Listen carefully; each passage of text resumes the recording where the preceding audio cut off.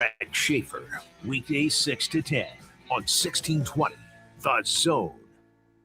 KOZ and Bellevue, Omaha, Council Bluffs. This is 1620 The Zone.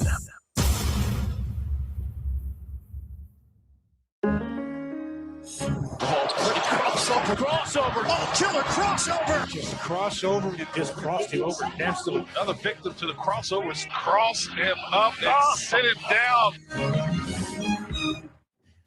The crossover in the new studio. Oh, baby. Is here, boys. How are you?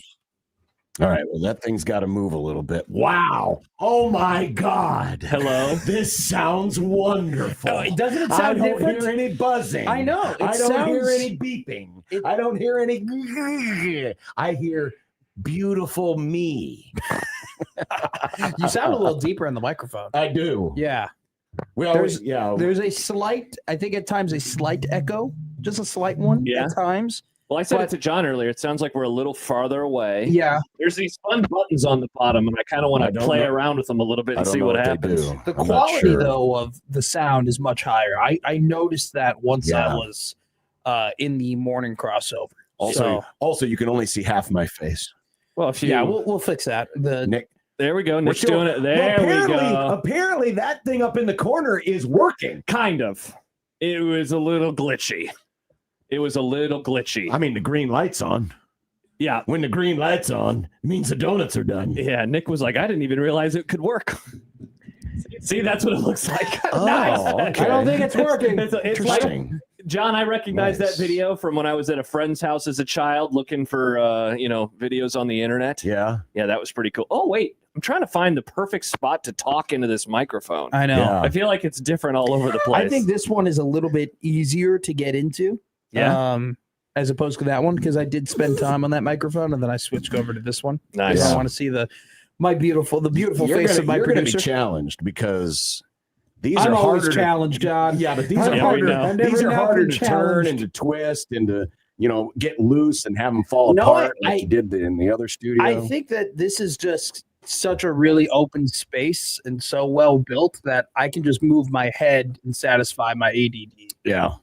As opposed to moving the microphone and tugging on it. So, and also now we don't have to share a microphone. So when that's exciting. Yeah. So like now you don't you can't complain about me loosening the microphone. Right. Oh, yeah. No, I'm a big fan. You're a big fan of not sharing stations with me anymore? Well, no, it's not that. It's just, it's just nice that you're able to sit down, look like you're in a nice, comfortable place. I'm looking around at things. I'm trying to figure stuff out. He's such like a radio nerd that he is a kid in the candy store right now. No, I'll just do producing on air. I realize I can't turn my microphone on and off. So that's why it's because you're not using the right box. It's that one, brother. Oh, there you go. And then I'll figure it out. Hey, do something crazy. You want to hit that mute button? I was going to say. Hit that mute button. Oh, yeah. Talk back to Nick. Look at this. Can you hear me? Now. Okay, there we go. I'm figuring. God, wait, there's a talkback button? Yeah. Well, but I don't think it's out. People are saying there was an echo, so. I think I got it fixed. Okay. Wait, can I now try it. And now I talk back. You all hear me? Yes. Yes. So it's not working. You just muted me. You just muted me is what you did. I don't know if that's working. Yeah, I don't hear me. When you touch that button, I know, but that's how it's supposed to work. That's how talkback's supposed to work. Yeah. You're supposed to not hear yourself. It's just me talking back to you. Hodson says the talkback mutes everything. Yeah, that's what I was saying. Oh, really? Yes. You just killed us. We're finding out together. All right, so this means if I really hate if Josh starts going up, hey, I want to talk about the Cowboys, I can just hit that button and it silences him. I just silenced you while you're talking right there. I think that's the case. Well, if Josh wants to talk about his crappy football team, just let him talk about his crappy football team. Settle down, Matt. You're a Bears fan. Him talking about the Cowboys, it's like it's the Lisa Simpson wheel. Lisa thinks she's driving the car. I hear that reference. I hear you. Yes, we are in our brand new studio. Isn't this wonderful? Bigelow says it looks like you guys just sat Matt down to tell him you're not mad, you're just disappointed. Yeah, this is the CMT chair in the middle of the studio. Is. Oh, wow. Gorillas in the Mist are on. We got our new TV. This is great. And yeah, John's just looking at slop. He's not going to a normal channel with what normal do you mean things. A normal channel. These are Iowa PBS isn't a normal channel. Not to me. This also looks like. By the way, is that an oxymoron? By the way, Iowa educational television.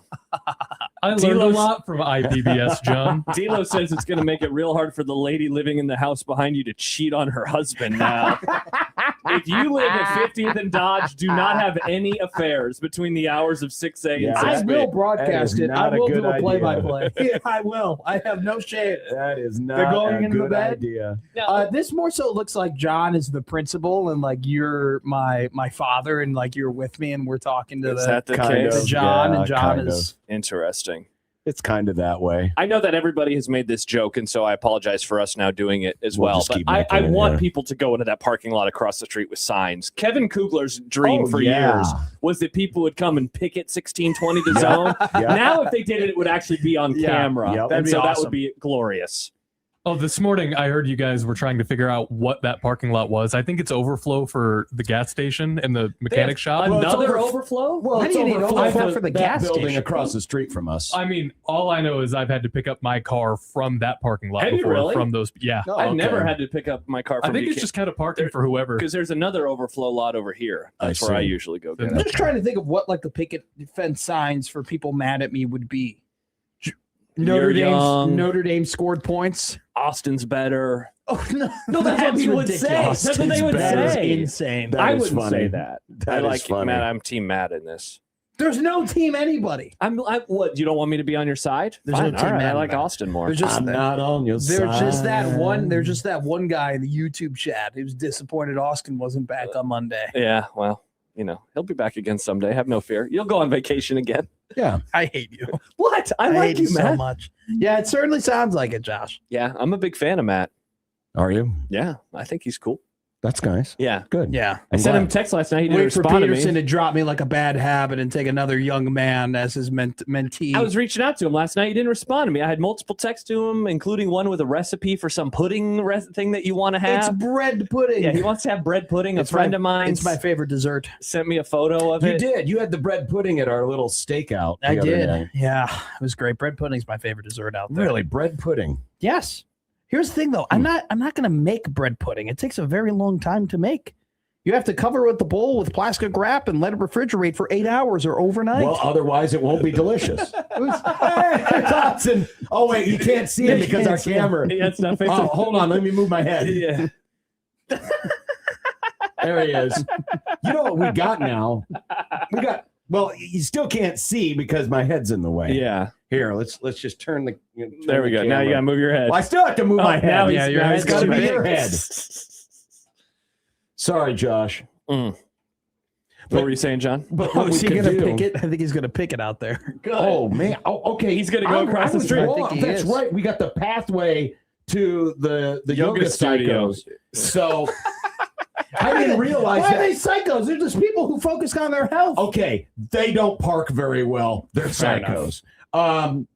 For some reason, I always thought that fire exit emptied out here into the fenced-in area where all our satellite No, dishes are. that would be awesome. That'd be a terrible means- fire exit. This means that Oh no, I'm on this fire means and that- trapped. That crazy Luke, the guy who occasionally wanders the neighborhood, Oh, Mr. Lasso. could end up, if he could climb those stairs, he would be on camera because there's access to the I sidewalk. mean, it's a perfect place to hold a sign. This also means if you have the sex fries at Goldberg's and decide Oh, hey. that you want to climb the staircase and climb the stairway to heaven, Oh, you yeah. could be live on camera. And by the way, speaking of the sex fries, John, stay Yeah. tuned tomorrow. What's for dinner, Oh. baby? What's for dinner? I'm very excited. What, sex? Fries? You don't know He the doesn't story? know the sex fry Enchiladas? story. No, fries. Wasn't there something going on at Goldberg's and somebody went out with a live thing and they brought that was me. you? Yeah, Josh is the and sex you were the correspondent. sex correspondent. They was. were having relations in the parking lot. It was Yep. not a couple. Live on the air. They, I believe, were both with other people, and we found out that the relationships ended. Oh no! Yeah, seriously. That's It all- awful. Yeah, well, it shouldn't have been cheating on him. Great Yeah. radio. Yeah. Did Johnson go across the street, or I'm did a he just go to the I'm a parking little lot? concerned with Josh crossing Dodge with no I crossing don't want to sign. encourage people to just randomly cross Dodge Yeah, Street. Just going to because- remind people that there is a subway half a block down. Go under Dodge and go over. I've never done That's that. not a subway, Nick. That's It's just called the subway, John. But they no, serve a subway sandwiches? is. I know what you think a subway is, but that's called the subway. Oh, they got cold cuts over there? Or Ha.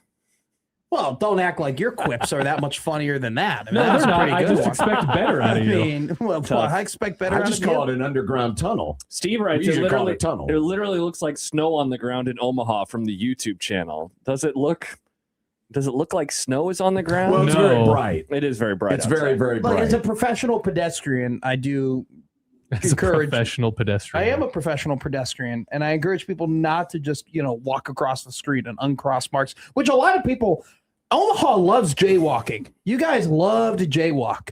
I've never What are you been talking about? I see it happen in the big cities all the time. more so. Well, I mean, In more the big so- cities, it's like a one-way street, so it's even easier to jaywalk. Yeah. You guys are always jaywalking here. Okay. I've never seen more jaywalkers, but I'm from suburbia, so it's just like that I doesn't jaywalk happen when a I lot. go to Buchanan's. Don't If I walk jaywalk, outside and there's no no. cars, I'll run across the street. Don't Yeah. jaywalk. Why wouldn't I? Just find Yeah.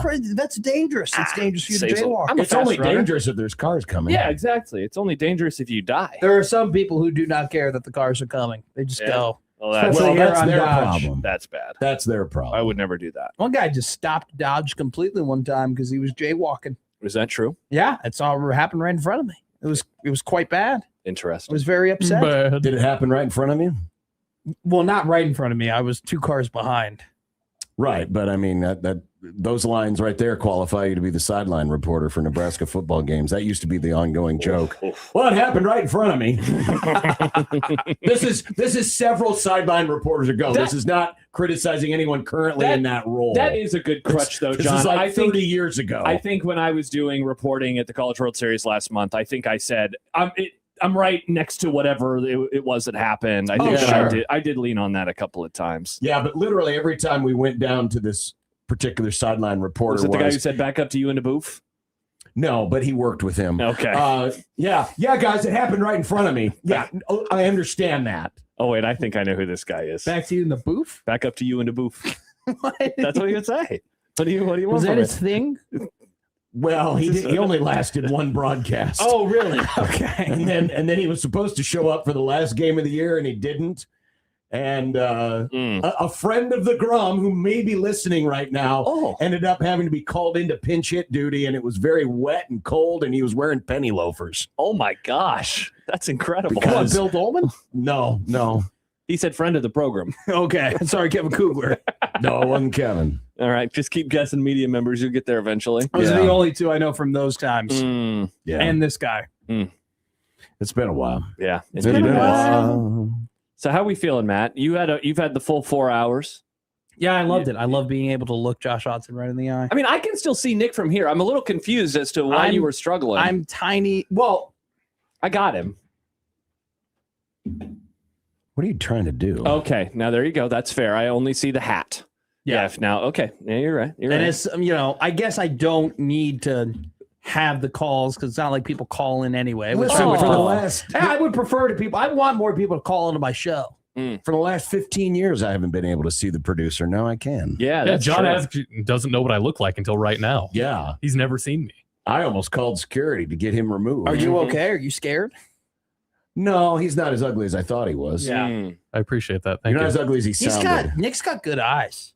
Thank you. Well, that's because he's wearing glasses. I grew him I think myself. pound for pound, if we did like, we had the top 100 markets in radio. We had like an eye power ranking. I feel like we do pretty well here at 1620 The Zone. You think? Nick's got good eyes. You got good blue eyes. You've got nice hazel eyes. Oh, thank you. Schaefer's got a little like green twinge to his. Interesting that You know. McMaster specified John's color of his eyes. You've got great blue eyes. Yeah, he's got blue eyes. He said that I had hazel eyes. His I little wish his hazel. eyes were blue. I wish his hair was blue. You know, I think we'd finish like 9th or 10th. You know, I think so. I'm Yeah. sure In there's. all of the markets. I'm sure there's some like like Florida, radio station they all just got beautiful No, not down there in swampland. I'm half Floridan. People forget. Definitely not. People definitely in California. They all got green and gray and blue. We did pretty well, though. We would do pretty well, except for me, Joey Colbert, and Josh Odson's poo brown eyes. Yeah. You just Poo brown eyes. I do. I have terrible eyes. I've never had a woman look at me and be like, "You have beautiful eyes." I've never had that happen. Well, I mean, they have to be able to look into them close enough, Exactly. John. Okay, there you go. I steal your jokes for you. I mean, are you really worried about that? I'd like to be complimented, and not be but told I that mean, somebody's better than there me. are about- I said that you're There are not, but about you are 50 better than things him. I'd rather be complimented on first before my eyes. Ooh, rank them. One, Yeah. Okay. So what's number 2? my butt, Yeah. and then What's number 3? What's your first non-private part? my chest. I would like to. Okay. I would like to have a big chest. Happer says, I've listened to the radio twice today, and Matt has been talking about people's eyes both times. Because I can actually see them. I can actually see people's eyes now. I wasn't able to do that in the past. Every time I did the crossover, I was still hidden behind a veil. I had to get down and look at people. Now I can actually look into people's eyes. Yeah, you can. It's incredible. Yeah. I can tell this is going to be a challenge already, this whole trying to stay on top of the mic, because Matt's like over here and he's over here and he's looking this way. In and he's doing defense that. of Mike, I don't, It's Matt, tough. I don't think it's, I think it's these. I think something is different about it in Well, here. they are, because the audio chain now is not as forgiving as Yeah. it used to be, and the acoustics But in The this room are not acoustics as are forgiving definitely different. Yeah. It as they definitely were is. next door. So Because, look, I'm on top of it right now, and it still sounds a little echoey. no, that sounds fine to me. Okay. All right. It We'll get sounds there. a bit echoey to me as well. Okay. Maybe it's just all new. It's all new. We'll all get there, though. We'll get I'm there. excited. In like a week, this will be old hat. You you get And then we'll be wanting to move into another studio. Oh, God, can we? Can we just take up the Can whole we go on the basement, Nick? roof next to the broken air conditioner? Oh, man. Can we broadcast with Mr. Bones? Mr. Bone. He's the- That guy. Yeah, he's just face down in front of Stacy's office right now. Hey, you want to talk That's a about tragedy. a solid day to move into this studio the day that apparently the air conditioning decided to stop working in the building, and we now have our own private air conditioner. We do. Pretty nice. Now, it's all well and good until that breaks. Pretty nice. And then we got problems. Uh-huh. Yeah, that But- would be bad. Till then, Yeah. Pretty cool.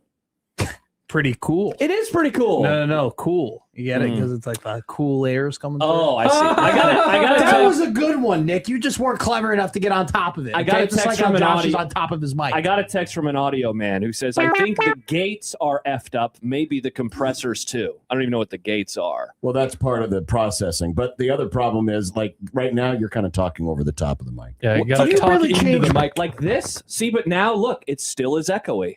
I don't think that it's me. Did I you- think it's the microphone. Did you change Wimbledon reruns to watch the Big 12 Media Day? Well, It's yeah, our because job, you Matt. never know when a fight's going to break out.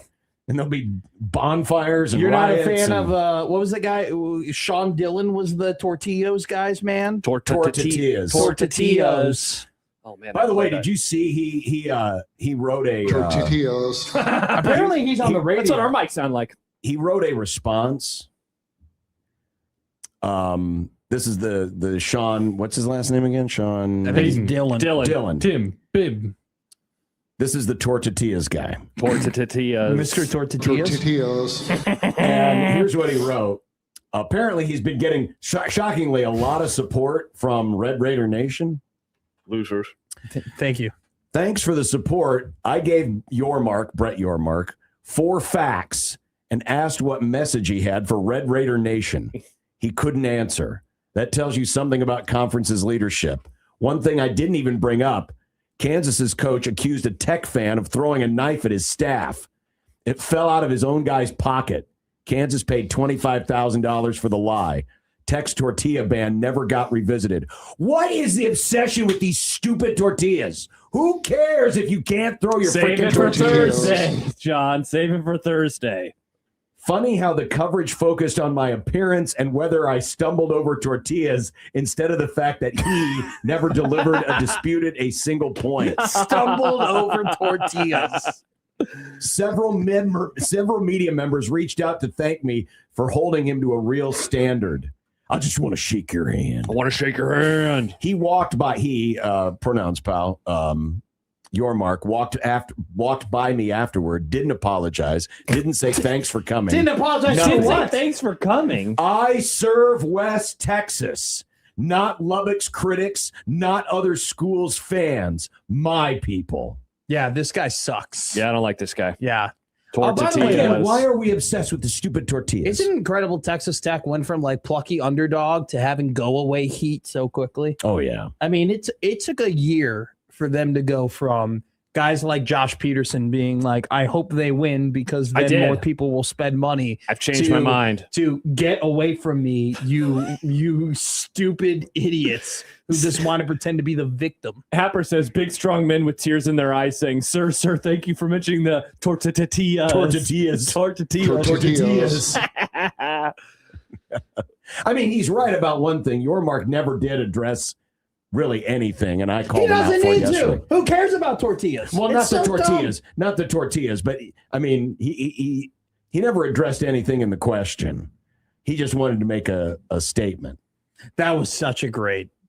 I loved But when why your Mark goes, let me stand up and say it again. Stand up and ask it again. Let me walk over so I can answer it for you. Let me walk over. Yeah, he was trying to make a big old show of it, and Did you see the two media members in the background with their of faces course. in their Oh, yeah, hands? of course, That was an yeah. incredible picture. now That's now- happened now- to me on multiple Nebraska press conferences where I just go, Yeah.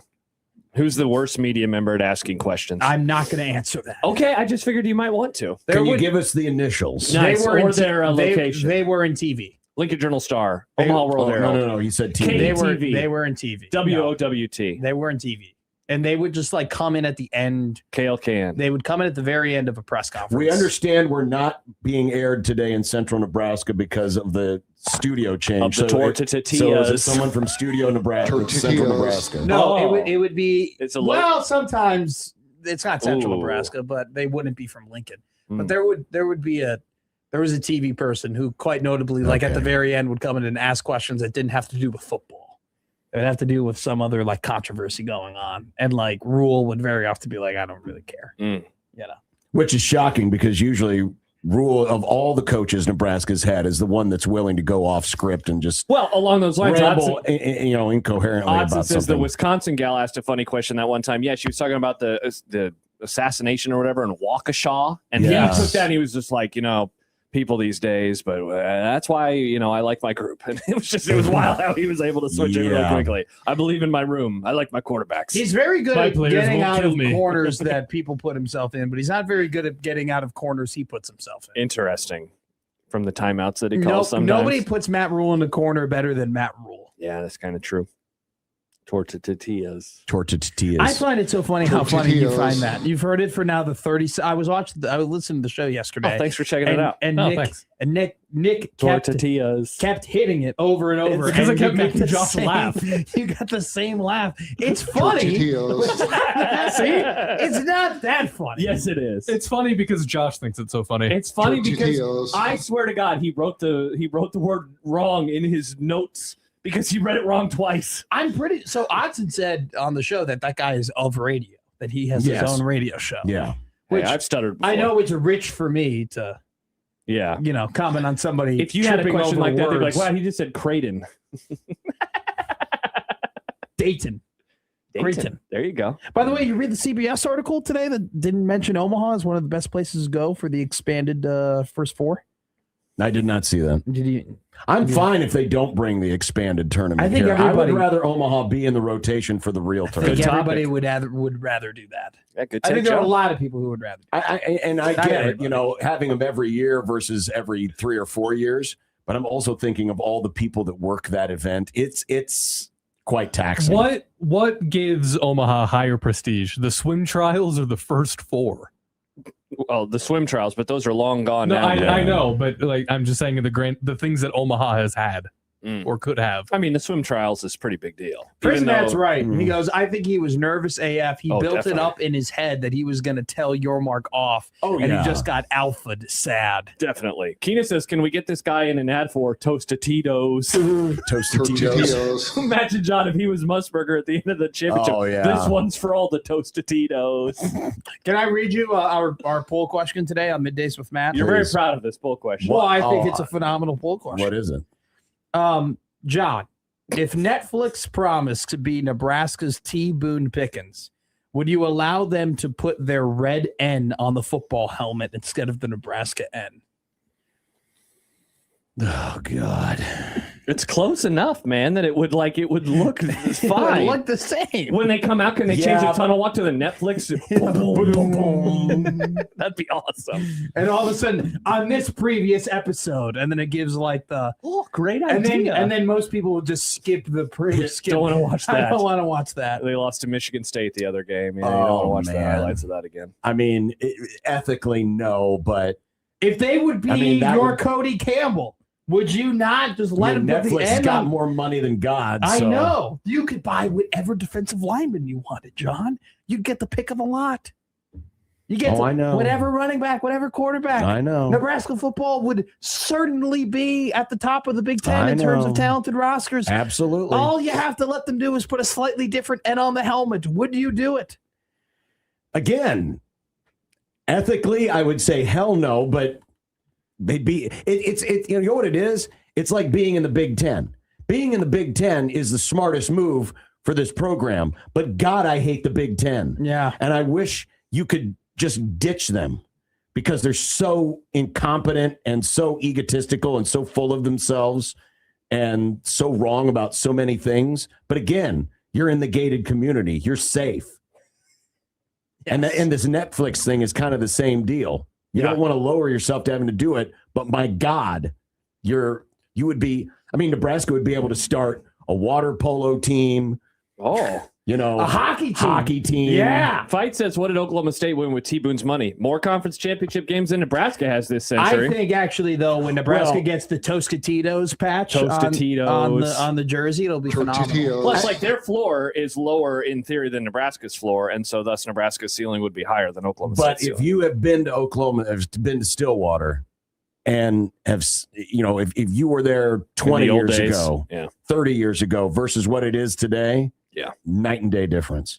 It's like going from money Tostitos to doesn't guarantee. Tostitos. I mean, money doesn't guarantee you wins. Jerry Jones is rich. Cowboys. Oh, thanks, John. Well, I'm just saying. Well, I mean, Unreal. right? What did I have to do with anything? You always Well, it's got to not bring the you. I'm talking Cowboys about into Jerry the Jones. combo. But what I'm saying is, it doesn't guarantee you're going to win. Mm. But if you turn it down, you're Yeah. ridiculous. So, yeah, go someone ahead, else put the- will. But I mean, Rutgers will just become. You might as well put the I'll just Netflix change in on the them. helmets now because those uniforms are trash anyway. Got him. You always got to slide back in there. I don't like them. They're bad. Well, Matt, I think we should say goodbye because we have a guest coming up very shortly. Yeah, we do. Okay, great. It was good to talk to you. Great to talk to you. Isn't it nice that our last crossover in the old digs was a Happy New Year? I know, it was phenomenal. It's too bad our first crossover in the new digs couldn't be, but I don't think it was ever going to be. No, There was it too wasn't. much talk about how things sound. There was a lot of the same jokes in the beginning about the Tortillas. picket. Yeah, the yeah. offenses. We're all doing the same thing today. Tomorrow will be better. That's the promise. We'll be more creative. Yeah. There you go. We've just gotten started. We might The be crossover will be better tomorrow. The show is going to be perfectly fine. Yeah, today, the John. show's fine. I promise that to everybody. Yeah.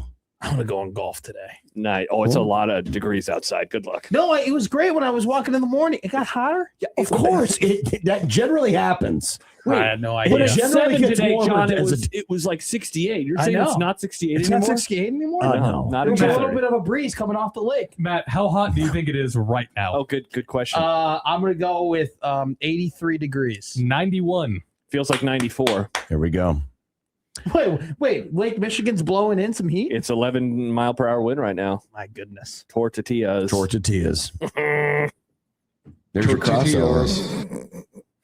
It's not that funny. It's funny. It is funny. It And doesn't it's funny want to when laugh every this time. guy goes on this 3-page screed about See, how he's- I'm that of guy, West he Texas is so- and I know all this and I know all that and he can't even say tortillas. That Tortillas. guy is everything I hate about broadcasting. Yeah. Like that is, I can't So stand let's make fun of him and laugh at him broadcasting together. like that.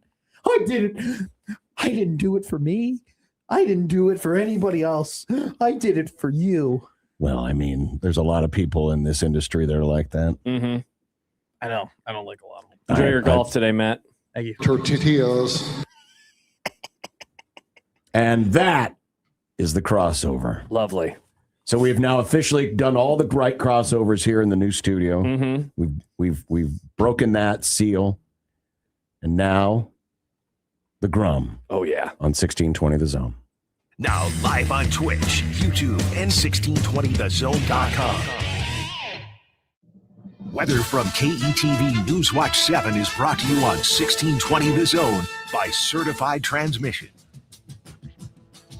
It's going to be another hot Wednesday afternoon with high temperatures in the lower 90s. Plenty of sunshine today until we get to late this evening. That's when there's a chance of strong, maybe even a few severe thunderstorms move into the area. That could be after you go to bed and through the overnight hours, but mostly cleared out by Thursday morning. Thursday is a slightly cooler day with highs in the mid-80s, sunshine by the afternoon. I'm meteorologist Luke Vickery, KETV Newswatch 7. 1620 The Zone's Unsportsmanlike Conduct, brought to you by a great friend of the program, Union Bank and Trust. Watching a ball game at Oscar's Pizza and Sports Grill is pretty awesome. Oscar's offers the MLB package, so your team is always on their upgraded audio-video system, and nothing is better than watching the game with a cold frosty one, Oscar's Pizza, or award-winning char-buffed wings. And with daily lunch and dinner specials, it's really a no-brainer. So get ready to watch your favorite team play ball at Oscar's Pizza and Sports Grill, 173rd and West Center Road, and takeout at 162nd and Maple. As Omaha gets bigger, local care matters more than ever. At MD West One, we're proud to be physician-owned, community-focused, and dedicated to providing specialized care. That's why Omaha has voted us first place for Best Orthopedic Clinic, Best Neurosurgery and Spine Clinic, and Best Private Practice this year. Thank you for choosing MD West One as your hometown team for orthopedic, neurosurgery, spine, and pain care. Meet our team of specialists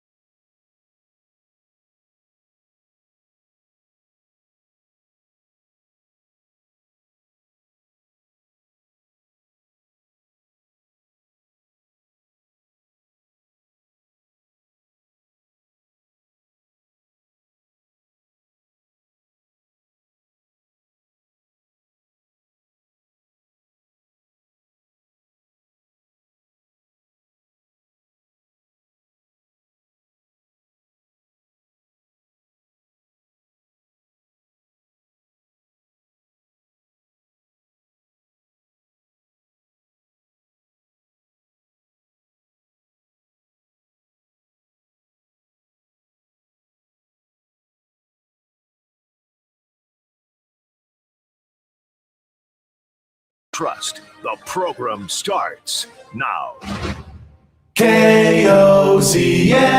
KOZN. Unsportsmanlike conduct on 1620 The Zone. Husker Athletics, Creighton, and yes, UNO. Don't miss a moment, they'll give you your fix. They're on every day from 2 until 6. Spend your afternoons with John, Josh, and Nick.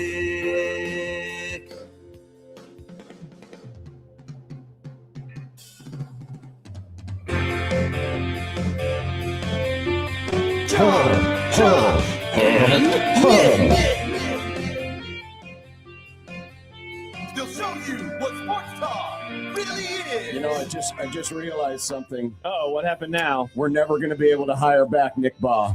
Why is that? Remember how Nick used to pound on these buttons like it was yeah. playing that track and field video game He from the might 80s? break this thing. Yeah, there's no way. Nope. Unsportsmanlike conduct on 1620 The Zone. Husker Athletics, Creighton, and yes, UNO. The program emanates from the new Zone Studio. And it's good to be here. It's great to be here. John, Josh, and Nick. All this room. Josh has enough room now. He can stretch his leg out. Awesome. I can stretch my leg out this way. Oh, actually, you know what? Is this a better chair? Oh, no. God, look at how ratty that Yeah, chair that's is. a pretty rough chair. Anyway. We should get like an ottoman, and we could just put our we could Like kick the our Empire? we could kick our feet up on it. You An know, ottoman. How would you get in and out of here with an ottoman? You have to crawl over the top Wasn't an of the ottoman thing. like this? Doesn't it tend to be like this I big? suppose, yeah. You know, a footrest when you're gone. Yeah. Sometimes I'll kick my okay. I'll Good kick point. my feet up like this. If I'm gonna get an ottoman, though, I don't want a tiny baby ottoman. I want, You want a big dog ornate ass ottoman. Well, maybe we get one of those for With the football tassels. season for when we're in here Why do watching you want tassels? football games. What's with tassels? Good ottoman has tassels, John. I don't make the rules. I've never. I guess I have seen an ottoman with tassels. It's hard to say, but we're enjoying our new TV. We're enjoying a lot of We're stuff. enjoying the fact that we're the only room on this floor that has air conditioning. Oh my gosh! Because I walked in the 1-year-old air conditioner unit went last night. Yeah, I walked in and I was like, "What's up with all these fans?" And it wasn't talking about people across the street holding up signs. That's right. Yeah. Now, based on the way things are situated, looks like I'm good, right? Because my camera, I'm facing the You're wall. talking about here. old studio. You talking about how it looks on the screen, or what are you talking Well, about? yeah, but no, I'm just saying if people are going to flash the camera, they're going to have to do it behind Josh. By me. Unless I turn this bad boy towards Dodge Street. Look at that traphic. Yeah, Look you at can that just beautiful center traffic. yourself a little bit. Yeah. Well, I'm trying to keep it over here to reduce the glare. Yep. Because we don't have the backdrop John, yet. Oh, yeah. by the way, did you notice that the media pass from the Crown made it into the studio? John, I almost said something during the crossover. I didn't want to acknowledge its existence. I had zero desire to. I need to get a nail or something and hang that. There's a bad part of boy. me that wishes that we would have moved in the wintertime so we could have burned it for heat, so we could have some heat on our fingies. I suppose. John emails into the show, into the Equitable Bank inbox. Congratulations on the new studio. I've been listening since 2006, and I believe talk of moving to a new studio began in 2007. Better late than never, I guess. Which is crazy because the idiots that ran this program before we took over, they were excited to They move were it. excited to move into that thing that they were in. Oh my God. It's like they didn't fight for this one. Yeah, and this is people the big claim dog. it was better back then. Yeah. Yeah. I don't know. Max says it sounds like there's a slight reverb in the studio. There's a little, again, Yes. there's some acoustics that we're going to have to address. I've received, we have people who listen to the show who are of audio. Yes. And they have both basically said the same thing, which is that the gate threshold is too high and it's likely over compressed. Yeah. I don't know what the gate is. I've never even heard of this. Well, I I know what compression means. These are though. technical terms and they're too it's technical for you. technical for you. But Yeah. I feel like a media member talking to Bill Callahan there are in going to 07. be some things. It'll take a little bit of time, but we'll get through it. I'd say we're off to a pretty good start. I mean, the fact that we've made it, what, plus hours on the air, 8.5 hours on the air so far. Just a couple of issues here and there. Yeah. It sounds like one of the great young men that I spoke with, well, actually the only young man I spoke with that was part of the shindig. He said that it sounds like they're going to try to fix the StreamYard issue for after the show, which is good because Kent Walgamont will join us on Friday in the video stream, we hope. Well, I guess we better get to the Grum Down. Let's see if that still works. It does. Oh, yeah. New studio, modern, spacious, very bright. It is all of those things. Aaron Schatz will join us with FTN Fantasy and ESPN. Awesome.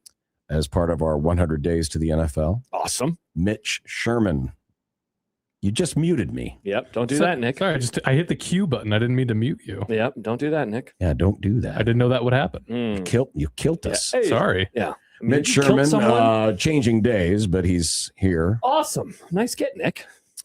A friend of the program. This is going to be like our anti-Caitlin Clark topic, where we're going to try to keep this thing alive forever. Well, yeah, how many days in a row is this going 3. to be? Okay, let's see if we can do this the next 2 days as well. Might as well finish up the week with it. But we had someone submit some more stats regarding the first 5 games for Nebraska, the final 7. First 5, final 7. Stuff. Speaking of stuff, I've got some ordinary average stuff. Okay, looking forward to that, whatever the hell that means. The Big 12. God, why did we leave this conference? Tortillas. So good. I mean, we got so many things to talk about with the Big 12. Why did they wait until after Nebraska left before they really got interesting? You got tortillas. You got that. Yeah. What else do you have in the Big 12? Deion Sanders. Well, Texas Tech's creating issues, cryptocurrency. Oh, wow. This BYU. This is before media, just Mormons? in general. just BYU. No, it's pretty broad. Mormonism, Nick. It's Nebraska missed out on the glass LED courts. They did miss out on the glass LED courts. Which they changed. Thank God. Because it was so bad. They were terrible. Those were the tortillas of courts. Yeah. Tortillas. Record-setting Royal. Oh, cool. Breaking news. Perhaps our first sports flash of the new studio. Harper Murray changes sports. Welcome to Formula One, Harper Murray. Let's hope not, Nick. Wow, that's exciting. Because she's a woman, you don't think women can drive? No, it's because I don't care about Formula One. It would be tougher. She's a little tall. Look into my eyes and say it, Josh. Yeah, I will. I'll try. I'll do my best. Tall people don't do well in Formula One. Their heads stick up when they flip over to get decapitated. Oh, gosh, we don't want that. The halo now, John. Oh, that's right. They got the halo. And it's Dumb Debates Day. Awesome. 402-951-1620. The best part is now, I mean, people can just look over Nick's head and see that it's the Prairie Flower Casino Zone hotline. That's true. Not sure why we put that there. I had, we all have a couple of notes. That was definitely one of my first notes was, why is that sign there? We could put it, in other places. I'm now sad. I understand why Matt wanted to sit in the middle chair in the C&T chair. I can't see Nick. Nick often is laughing at my jokes. I'm going to have to lean really far to see if he thinks this it's is funny. actually better, I think. Yeah. If I tell a joke, I'm going to have to lean really far. Liquid Tortillas. Thank you, Nick. Liquid Trucking Zone Twitter feed at USC 1620. Nice. And we don't.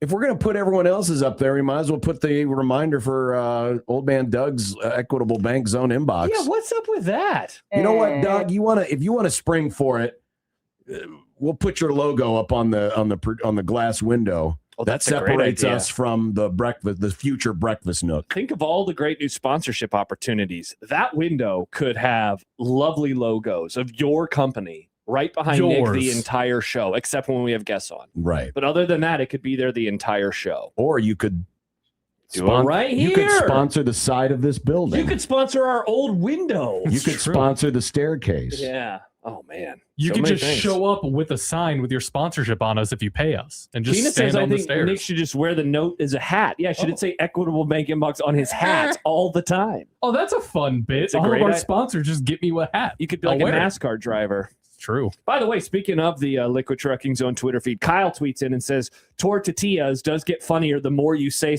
/ play it. I don't know how, but it does. Yeah. Tortillas. I do enjoy it quite a bit. Let's see. Did I get them all in? Yes. Oh, well, I didn't mention what our email is. John at 1620thezone.com. Josh at 1620thezone.com. You know the drill. Oh, Equitable Bank. Equitable. We take banking personally and answer the phone on the first ring. Mm.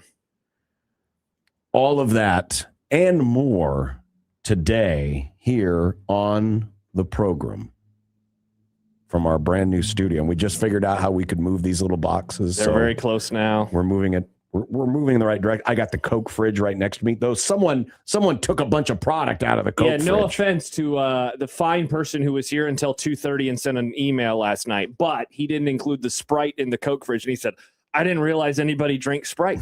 I had a said, Sprite screw yesterday. you, Watson. Was this another shot over the bow of the Is everyone always saying Sprite's a kid's drink? kids drink or Well, something? I don't think it's Josh. I had a Sprite today. I can't even repeat what McMaster said about me and my Sprite love. Unreal. Yeah. Oh no. More notes. Yeah. You just McMastered the microphone. Yep. We might need to ask Ian to come in and adjust the little processor. I texted Stibbs and I said, come down here and fix this. And he responded, LOL. So he won't be joining us. Yeah, but would you rather have him or have Ian? Ian, for sure. Yeah. Definitely. Yeah, he'd flip a couple switches and everything would be just great. I have zero doubt about that. We'd all sound like James Earl Jones. Hell yeah, baby. Be great. Mm-hmm. All right. Well, there you go. That's what we got in store for you. It's going to be interesting because I don't see a clock, but I do have one on my computer. Oh, yeah, it's way over here now. But coming up next, Aaron Schatz, the godfather of NFL analytics. Hell yeah. He has put out his first numbers of the year, and we're going to preview all 32 teams. So buckle in, folks. Yeah, Nick, no more breaks for the next 2 hours. Can't wait to get to that Cleveland Browns section. That and more as we continue. It's Unsportsmanlike Conduct. Glad you could be with us on this Dumb Debates Wednesday, 1620 The Zone. Live from the Host Coffee Studio, this is 1620 The Zone.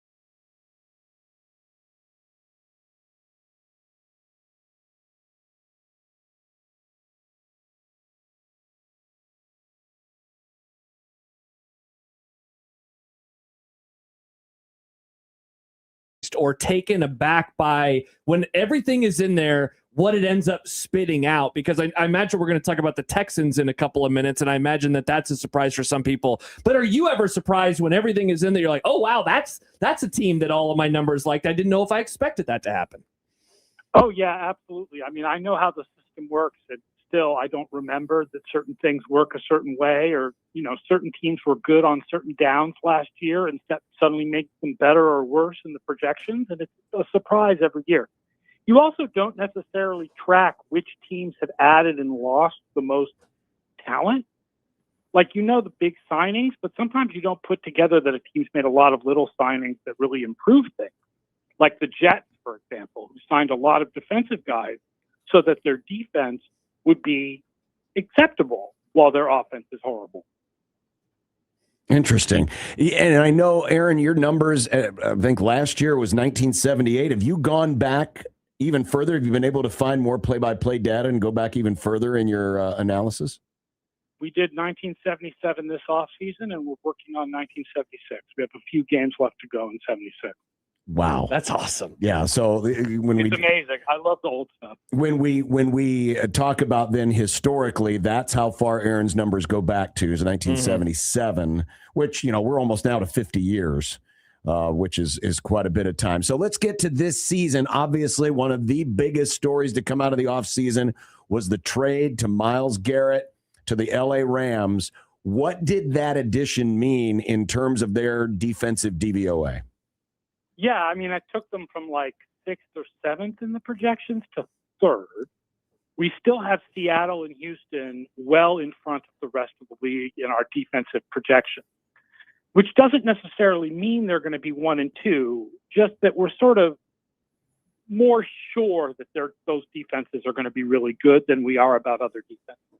And then the Rams are 3rd, but they're number 1 in offense. Now, the surprise of the Garrett trade is they still come out slightly behind Seattle, and that's because they have a harder schedule and likely to have worse special teams. And we've talked with you before, Aaron, about the special teams and how much of a component that plays into your numbers, because it's not that much, right? So for a special teams to move things that much up or down, they kind of really has to be great or really has to be terrible, correct? Right, and they're really close together, but the difference is the Rams are below average and Seattle are probably one of the top units. I mean, we still, special teams projection, there's a lot more variability in that than there is in offense or defense, but it's enough to make Seattle project just a little bit better than the Rams. Aaron Schatz joining us, FTN Fantasy and ESPN. The FTN Fantasy previews coming out, you said tomorrow, so that'll be available digitally, I believe, at ftnfantasy.com, correct? Yes, ftnfantasy.com/almanac. And the physical book at Amazon should be available sometime middle of next week.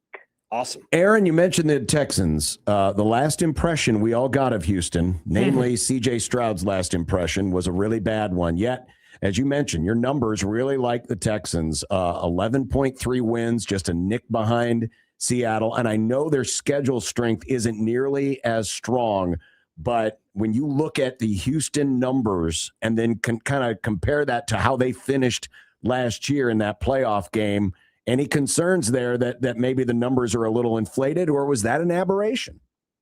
I mean, I'm a little concerned that maybe we have their offense a little bit better than it should be, but C.J. Stroud was 11th in passing DVOA during the regular season. I feel like you've got to remember the whole regular season, not just 2 playoff games. And then remember that his offensive line should be better this year. The running game should be better this year. And he has Tank Dell back. I don't think it's ridiculous. Even if we're wrong that Houston will have a top 10 offense, maybe they have the 12th best offense.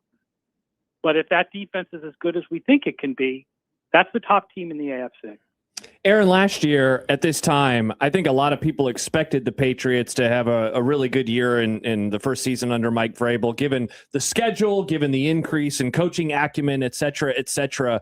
I think that they surprised us at how good they were getting all the way to the Super Bowl. Is there a team that you're thinking about maybe in the same vein where it's like they have a nice schedule, they're competent, and if they're able to take advantage of some things and maybe some breaks go their way, they could surprise people and go from maybe the middle of the pack in your preseason numbers up into the top 10. There really isn't a team that screams that out at me. I think the closest would be Chicago, because we have them projected as the number 2 offense and the number 32 defense. But defense is harder to project than offense. So if their schedule ends up a little easier and the other teams in the division aren't as good as we think they are, and their defense is better than we think it is, then that's a team that can do real damage.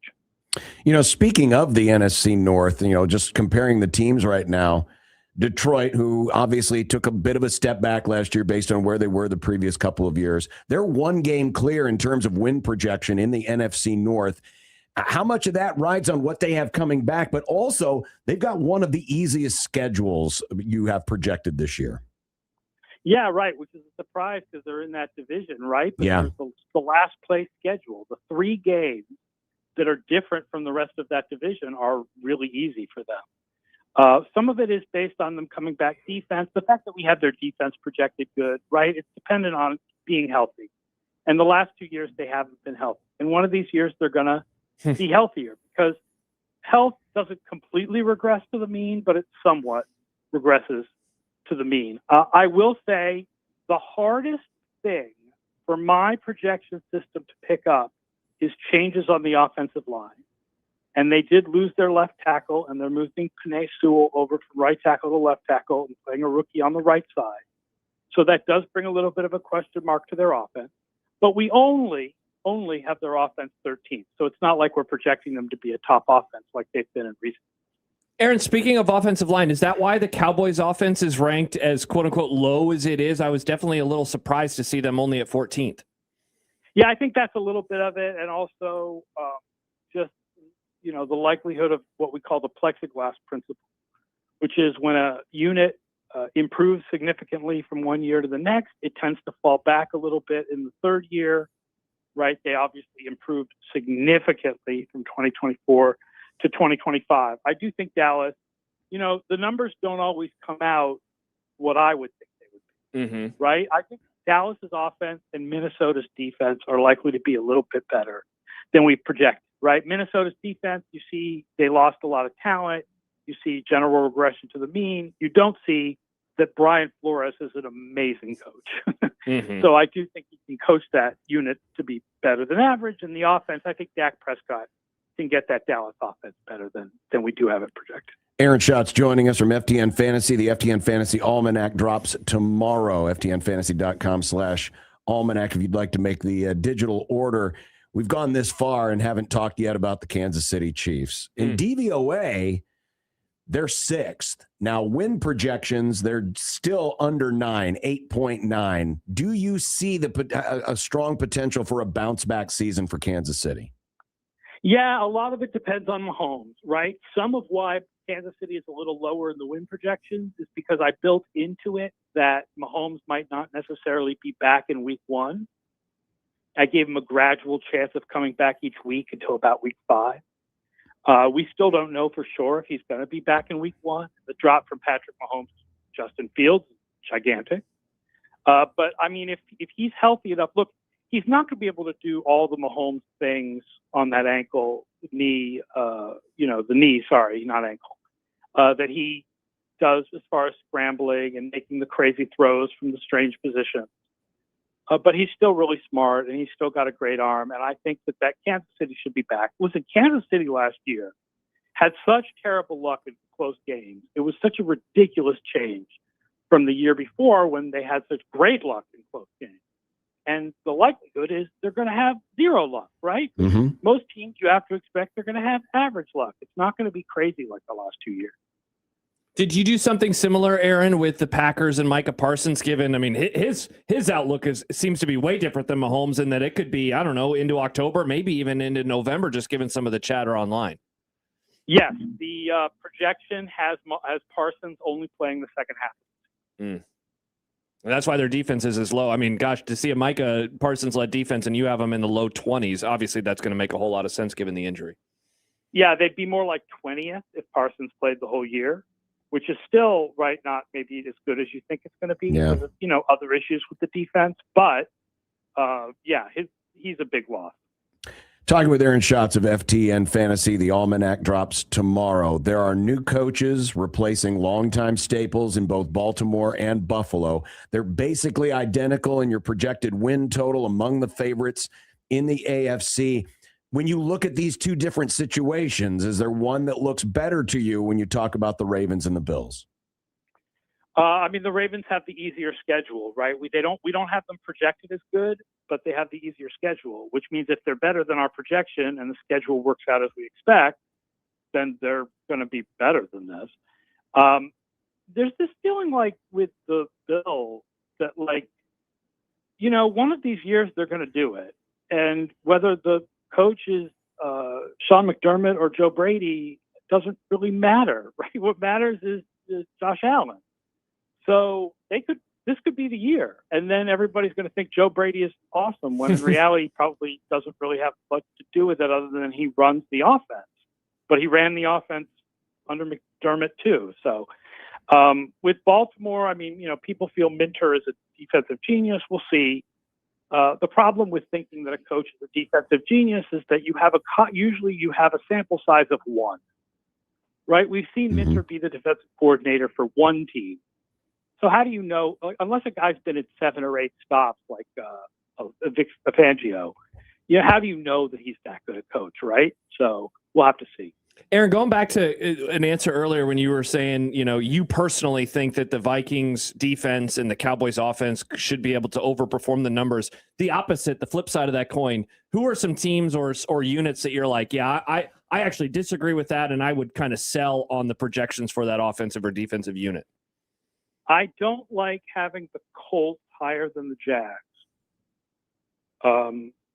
But if Daniel Jones comes back and he's okay, we have the 15th on offense. Given how good they were last year, that's not ridiculous. The other is Arizona. Arizona last year had the most injuries and the hardest schedule. They really were a lot better than they looked. But this year they still have the hardest schedule, and the vibes are really bad. Like if there was a vibes variable, Arizona would be lower. And we said that last year. I think, about Miami. And they did end up lower. Yeah, they sucked. There's no vibes variable built into the projection system, but it does feel like Arizona is crashing out. Mm-hmm.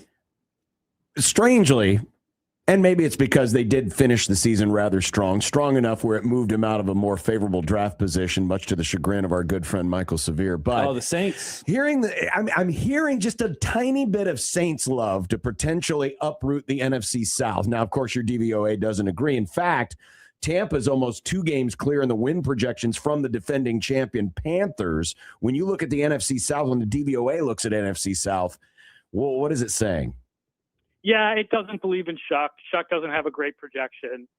And the defense for the Saints improved significantly in the second half of the season.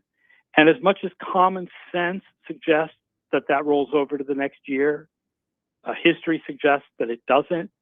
So it does feel like we have the Saints a little too low. We have them like 30th or something.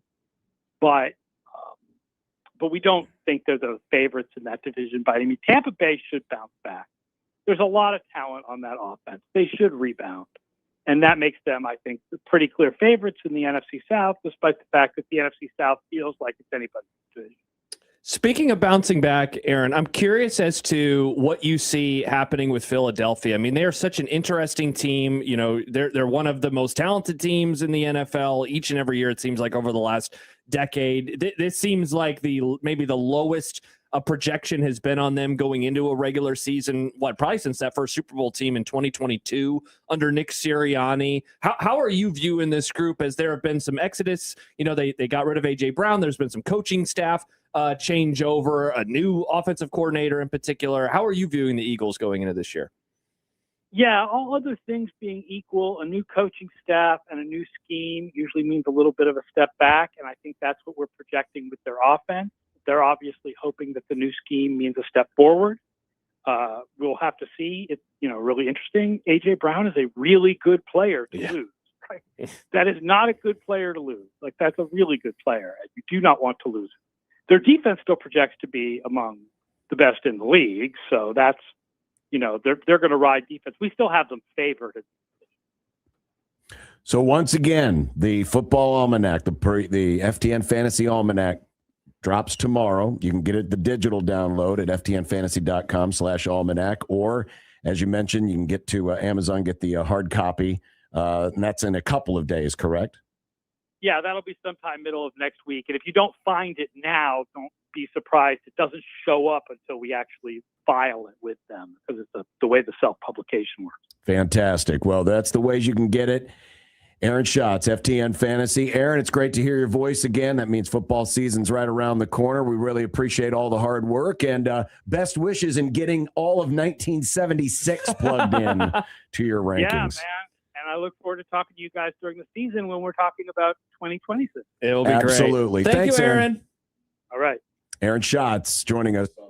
Why am I'm pushing the wrong button. I was like, what's going on? I killed my own mic. Joining us on the Prairie Flower Casino Zone hotline. It's got to be your mic. Nice. Yeah, real quick. We didn't really run down the numbers in order, but here are the top 10 in terms of projected wins. Seattle 11.4, Houston 11.3, LA 11.1, Detroit 10.6, Buffalo 10. Then the bottom 5, Baltimore and Cincinnati 9.8, New England 9.6, Denver 9.5, and Green Bay 9.4.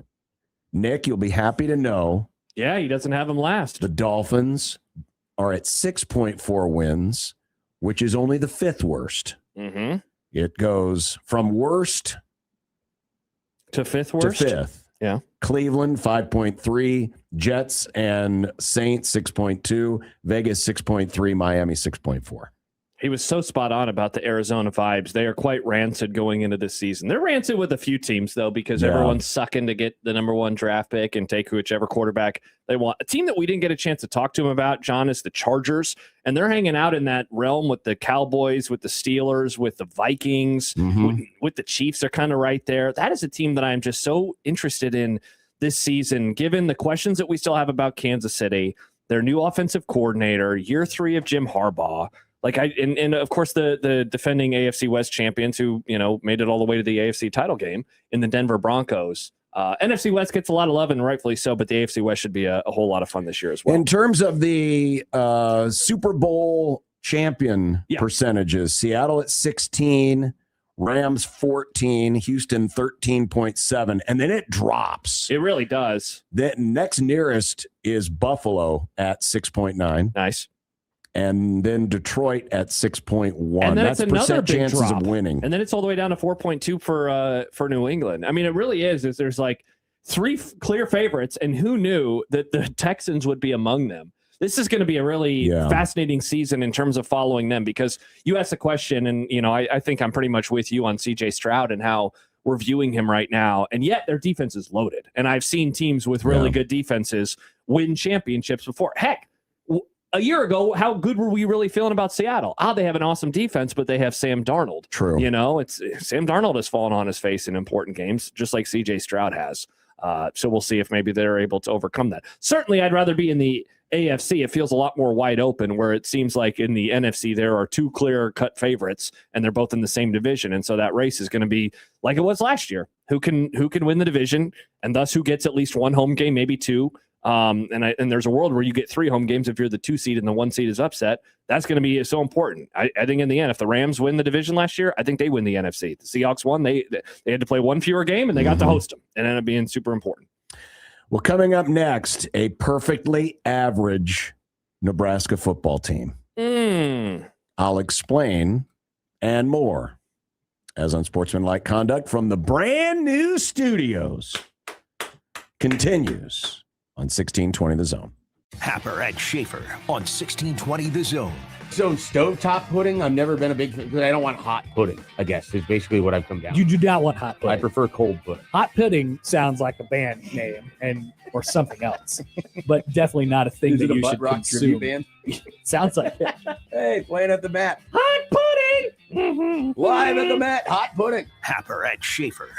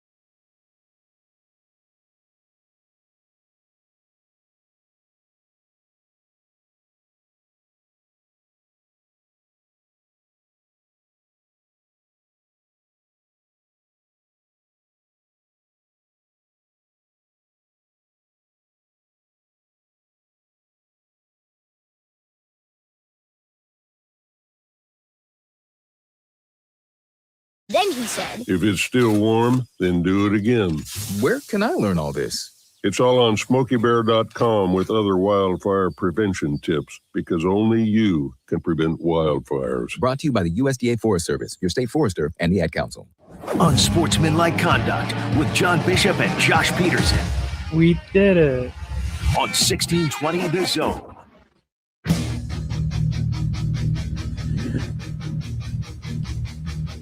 Chicago is calling.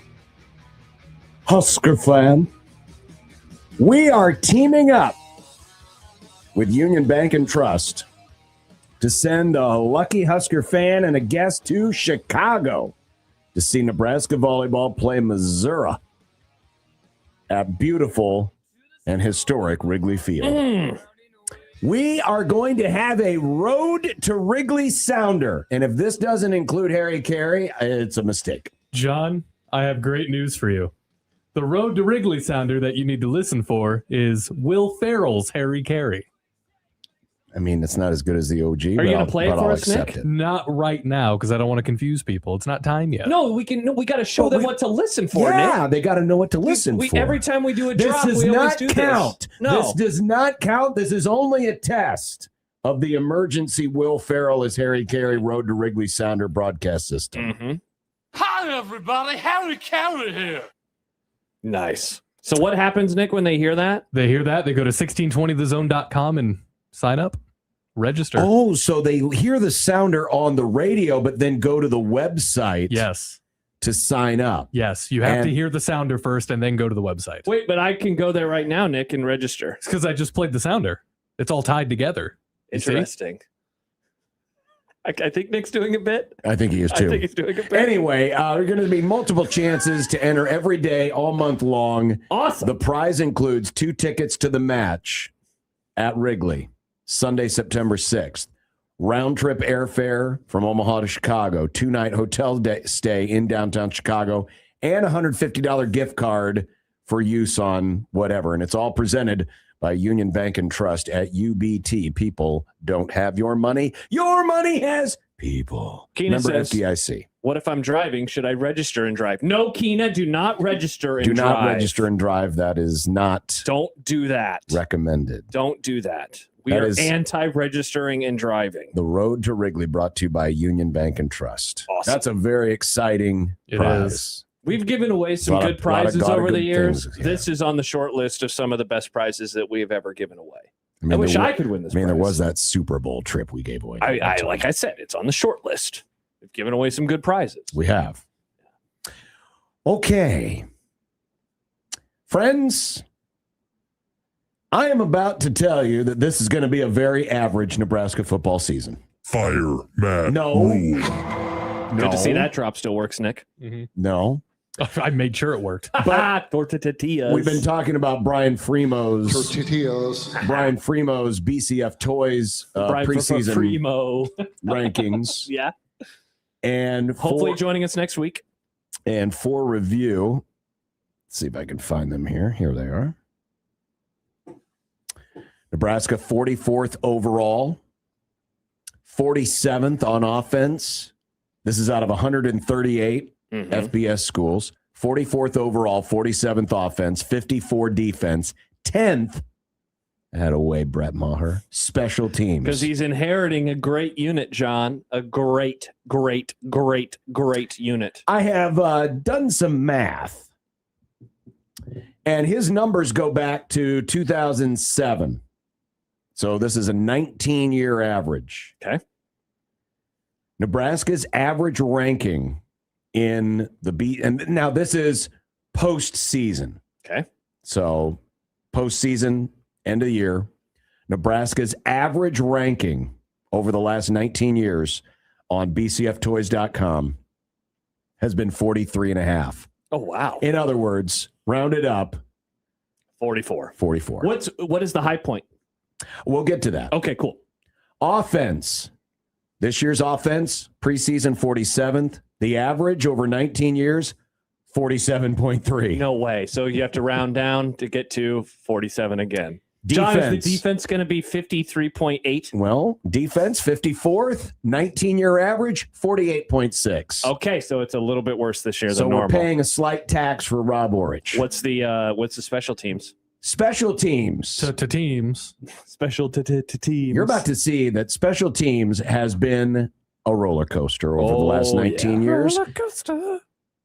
47.6 on average. Wow. Now, this year, 10th expected to be better. Also, their average strength of schedule ranking this year, their strength of schedule is 29th. The average over the last 19 years has been 38.6. Okay. So Nebraska Interesting. essentially is the same overall ranking, Same the on same offense. offense, a little bit worse on defense, much better special teams, But a tougher schedule. Okay. Very interesting. Now, you asked about highs and lows. Let's take a look at the overalls. And again, these are after the season. For This is all of after the these. season. So the best four. Back is that? John's. Why is there just a hairy ass back on the screen right Is that now? hairy or is that like wrinkly? It's got a scafra or scofro or No, a I know. scafra I'm tattoo. talking about the other part of the back. I don't know. He's a little overweight. Okay. Best teams overall. I mean, I can't believe you haven't complimented the nice smiling photo Look of at Bo Bo, Pelini. man. I love this non-AI graphic, John. This is why Bo is smiling. The best four teams in the last 19 in the last years. 19 years, according to BCF Toys, 2009, 8th. 2010, 17th. 2014, 22nd. Got the man fired. 2008, 24th. Wow. What is Those the are best the four best teams. Do you have the do you have all the numbers in front of you, or do you remember what is the best non-Bo year? I have to imagine it's the 20. Is it the 2016? Let's see. Best or is it going to be weirdly? Is it going to be like non-Bo 2021? Best non-Bo year Is it 21? is 2024. Okay, so 2 the years second ago. Matt Rule team. The second Matt Rule team was 27th overall in BCF Toys. Is it- Rules, yeah. by the way, Rules overall rankings 59th, 27th, 47th. This year starting at 44. Okay, interesting. Okay, so those are the best teams. Those are the best. Who are the worst teams, John? The worst teams, Oh boy, 2020. that's the worst. Yeah, Barbara Wawa did not do us any favors. Man, it's good that team didn't have to play a full 12-game schedule because they might have gone 2-10 that year. Yeah. They were awful. 78th overall ranking. 2017, 74th. They were terrible. 2022, 73rd. Terrible. And 2007, 65th. Isn't that crazy? 2007 came along and we all thought this is the low point. I've never seen this and hopefully I never see it again. And since then, there have been 3 teams that are technically worse. Correct. That's tough. Those are the overalls. Now going by position or unit by Units. unit. The best offenses 2008, 2012, 2007, 2011. So you're talking about Sean 19th Watson. in 2008. So it's 2 Sean Watson offenses and 2 Tim Beck offenses is what you're looking at. Correct. And the 2 Tim Beck offenses were Taylor Martinez ones, and the 2 Watson offenses, of course, were Joe Gans. The worst offenses, Dude, how about that? The 2023 is 112. 112th. What is that? A 30 some odd spot difference between them and 2020? Yes. I mean, it makes 33 sense. spot difference. 2020's offense was rated 79th. 2019th offense was 69th. Nice. And the 2009 team, remember, best team, Yep, 2009. best overall team, but had the fourth worst offense Well, we're going to get to in why. the last 19 years at Nebraska, 64th. Mm-hmm. Best defenses, of course, Too 2009 defense was Too low. third. Too low. Who are better than? I mean, probably Alabama. I wonder who the other defense that was I better don't than know. them were. Too low. I'm not sure. Too low. The next year, 2010, they were 12th. God, that team. And then the first 2 years of Matt Rule. Thank you, Mr. White. Yes, science. I would not have guessed that the 2024 defense was ranked better than the 2023 defense. 2024 was 16th. 2023 was 20th. I would not have guessed that. The worst defense in the last 19 years. Oops, sorry, according to BCF Toys. I don't think that this is a surprise. 2007, 102nd. Wow. That's incredible. 2017, the coach that was so good, he needed to be paraded around campus and shown off to everybody as to how great a coach he was. Diakomania, 2017, defense was 98th. Yikes. 2022, 91st. And 2018, they were 82nd. First Scott Frost team. Now, I told you, special teams All has over been the a place. roller coaster. Oh, yeah. There are 7, Nebraska, believe it or not, has had 7 special teams units in the last 19 years to be top 13 in the country. 7. Wow. The best was 2009. They were second. I don't remember that special teams being that excellent, but I guess you had Alex Henry doing both punting and kicking, and so they were winning the field position battle, and they were able to make long field goals. Last year's special teams. Oh, interesting. And 2014, third. Interesting, John. Last year, who was the coordinator last year for the special teams? Doesn't matter. Okay. He gone. Okay, interesting. You sound like people last year with the defense. 2008 and 2017, 12th. Hey, there you go. Diakomania, 2017 special teams. And 2011 and 2016, they were 13th. Wow, 2016, that was, what's his name? Who did we always talk about that ran the special teams? Oh, yeah. It was $350,000. Wasn't it 425? Yeah, is that Bruce what it was? Reed. Yeah, gosh, and they were 13th in the country. Reed. Who's the worst special teams? Worst special teams. This is where we need to bring back Scott Frost back hair guy. Yeah. 3 years in a row, Nebraska's special teams, 111th, 116th, and 126th. That was 2019, 2020, and 2021. So they got worse. Even though 2019 they were terrible, and that group was awful. Yeah. For those who don't remember, they tried out like 8 kickers over the course of the year, something ridiculous. I think they were actually doing tryouts on campus. It was so bad. And then 2012, 95th. And you'll remember that was the year after that Bo said, I'm taking over. Mm-hmm. Yeah. Because they were 95th in special teams in 2012. Bo took over and they Yeah, and certainly in 2014. came back up again. On all seriousness, real fast about the Eckler stuff. Max Wright should have done more to keep White and Knighton and Eckler. My goodness, but nope, Rule has to mess that up. Rule equals Mr. Ego. It is interesting that the 2 of the best defenses in the last 20 years were 23 and 24. They let that guy go, and everyone was like hand waving it away. I know. And now you're doing the same thing with Eckler. You sound like all the but people last year. Here's the with difference. White. Here's the difference. They weren't going to be able to keep Eckler. Unless they offered him a linebackers coach.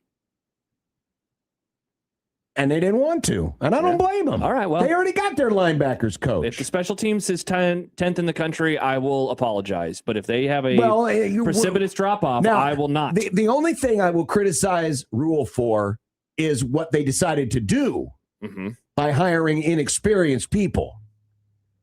But to pretend that Mike Eckler is the only guy, because the obvious answer is no, he's not, that can make Nebraska special teams great. There are others. They just didn't decide. They decided not to invest in the position. That's true. That's true. But I don't blame Rule for saying, no, we want you to, because Mr. Oh, we got everything on cruise control. No, you idiot. Sometimes you say the wrong thing, John. These are interesting So numbers. I won't blame him for that. But yeah, they are very interesting numbers. But again, the overall point is this year's team is kind of floating right at the 19-year average of Nebraska football. So what does that mean? Probably about a 7-win team. You could be better than you are, than your record says you are, is You what it could says, be. right? Like they could be better than last year and still finish 6-6 because the could schedule be. is really difficult. You could be. All right, we got more coming up. Big 12 drama, and there's a lot of it. Is it with tortillas? Some tortillas. Plus, hell yeah. Mitch Sherman's coming up, and we've got some tiny baby buff Schadenfreude. Excellent. And we got a test to see if our video still works. So we'll do all of that. Nick's going to be in stress mode the next 10 minutes, 16:20 The Zone. Omaha's most listened to all sports radio station. Again and again and again. 1620 The Zone. Dive into summer with Home Innovations Spas. Summer is here, and this is the absolute perfect time to transform your backyard and to utilize the space for fitness, family fun, relaxation, and so much more. As your trusted master spa dealer, Home Innovation Spas offers premium products designed to help you make the most out of these warm summer nights. Start shopping online today at spasonline.com. Home Innovation Spas with 3 great locations ready to serve you. Nebraska owned, Nebraska ran. Home Innovation Spas. Success in today's electrical market requires your company to be able to adjust to an ever-changing field. A partnership with IBEW Local 22 gives you that flexibility with access to journeymen, apprentices, proven training programs, marketing assistance, entry into markets not available before, ability to expand and contract with changing market conditions, and a benefits package for you and your employees. Contact Bob at IBEW Local 22 for additional details at 402-980-7596. Host is roasting every morning. Host is roasting every day. Host Coffee stands as the vibrant heart of every break room, offering the unique fusion of traditional quality and modern flair. We're not just your coffee provider, we're the center of memorable workplace moments. Call Host Coffee today. Proudly serving Nebraska since 1972. Host Coffee is always roasting something good for you. If you or anyone you care about is facing a family legal matter, call Cordell & Cordell today at 1-855-GET-LEGAL or visit CordellCordell.com to schedule your consultation. There's a lot on the line in divorce. This is Joe Cordell of Cordell & Cordell, the largest family law firm in the country, with over 35 years of helping clients navigate divorce. But being big doesn't mean less personal or less local. Our attorneys live and work in your community, and as neighbors, they understand the challenges your families face. Divorce touches all areas of your life, your home, savings, retirement, and of course, kids. So when you find yourself facing divorce, you need a partner you can count on. Visit CordellCordell.com to schedule your consultation. If you or anyone you care about is facing divorce, contact Cordell & Cordell today. With over 100,000 clients served, we understand the challenges you're facing on a personal level. Call Cordell & Cordell today at 1-855-GET-LEGAL. That's 1-855-GET-LEGAL. 13340 California, Omaha. Tires matter. They're the only part of your vehicle that touches the road. Tread confidently with new tires from Tire Rack. Whether you're looking for expert recommendations or know exactly what you want, Tire Rack makes it really easy. Fast, free shipping, free road hazard protection, convenient installation options, and the best selection of Bridgestone tires. Go to TireRack.com/Dan. See their Bridgestone test results, tire ratings, and reviews.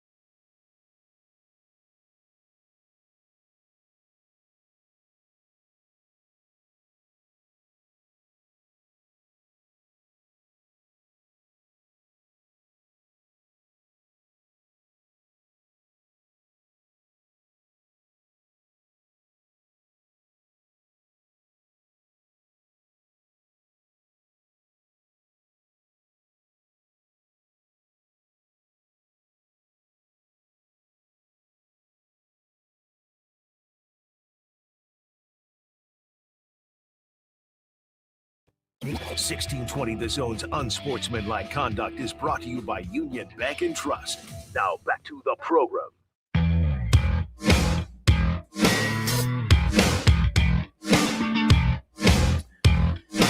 Zone's got your tickets to the upcoming Storm Chasers game, Friday, July 17th versus Lehigh Valley, 7 o'clock. It's everything Nebraska night. It's also 16:20 The Zone night. there may be some of us there. You can listen all week to Happen Shafe for your chance to win a pair of tickets to the game. And that's a week from Friday. 16:20 the first pitch. 16:20 the first pitch. We need to make sure that the PA announcer says, now it's time for 16:20 The first pitch. I love that idea. That's a great idea. I miss the Big 12. Yeah? Because these people are bat poop crazy. Yeah, but then if you were a part of it, you'd still be complaining about it. Well, of course we would, but it'd be fun complaining. You hate your Mark. You can't stand that guy. I mean, Larry Scott 2.0. I also don't like Tony Petitti. You also don't like tortillas. You hate. I do like tortillas. Nah, Tortillas. Corn tortillas. You've been saying for the years. flour tortillas, okay, but I prefer the corn tortillas. All right, so you like those at least. That's good. We did not mention this, but the big story that was supposed to have come from Big 12 Media Days before Tortillas guy took over. He really did take over. He really did take over everything. Was that the Big 12 signed a uniform sponsorship with Monster Energy. Now, this is a big undertaking because not only do they get a logo patch on the jerseys for football and men's and women's basketball, there will be Monster Energy logos on all the football fields and all the basketball courts. Mm-hmm. It will also be branded as Monster Energy Big 12 football and Monster Energy Big 12 basketball. So whenever they're on television, that's what they will say?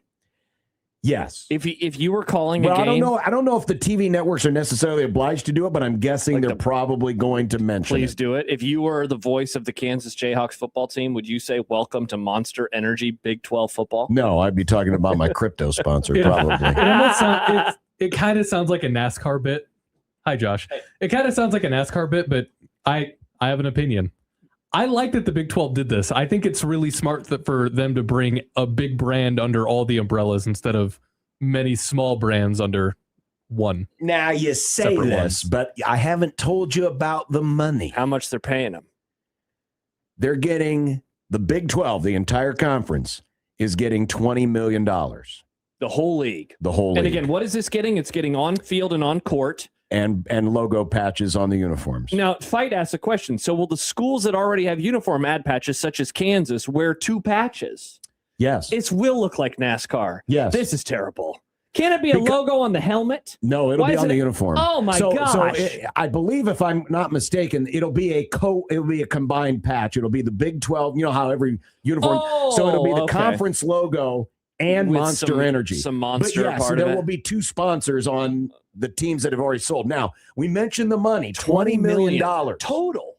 This was from Ben Chase, who is a former NIL director at Florida. Okay. He's been a football writer, but he did a little research.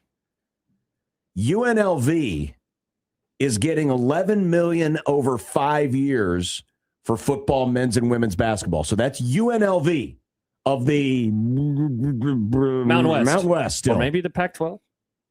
So that's 11 over 5 years. That's over $2 million a year. Okay.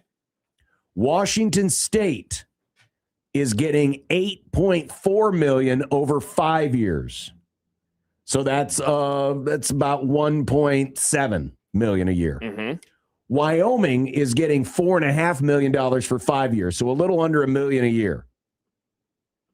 These are all group of 6. We have to get used to saying that now. Group of 6 schools. Yeah.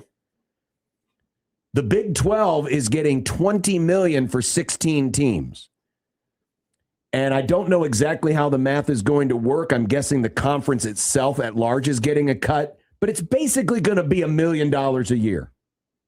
Doesn't seem like a lot. When you compare it to those other schools, absolutely. And those are rinky-dink sponsorships. And that this is football, and it's basketball, and it's on court, and it's on uniforms. Correct. Like, that seems like an incredible deal for Monster, honestly. It's a great deal for Monster. It's not a great deal for the Big 12. Yeah, because like when we talked about it. I take that back because, now I'm knocking my mic around. Mm-hmm. And we're going to talk about this later in content. Kansas has a uniform sponsor.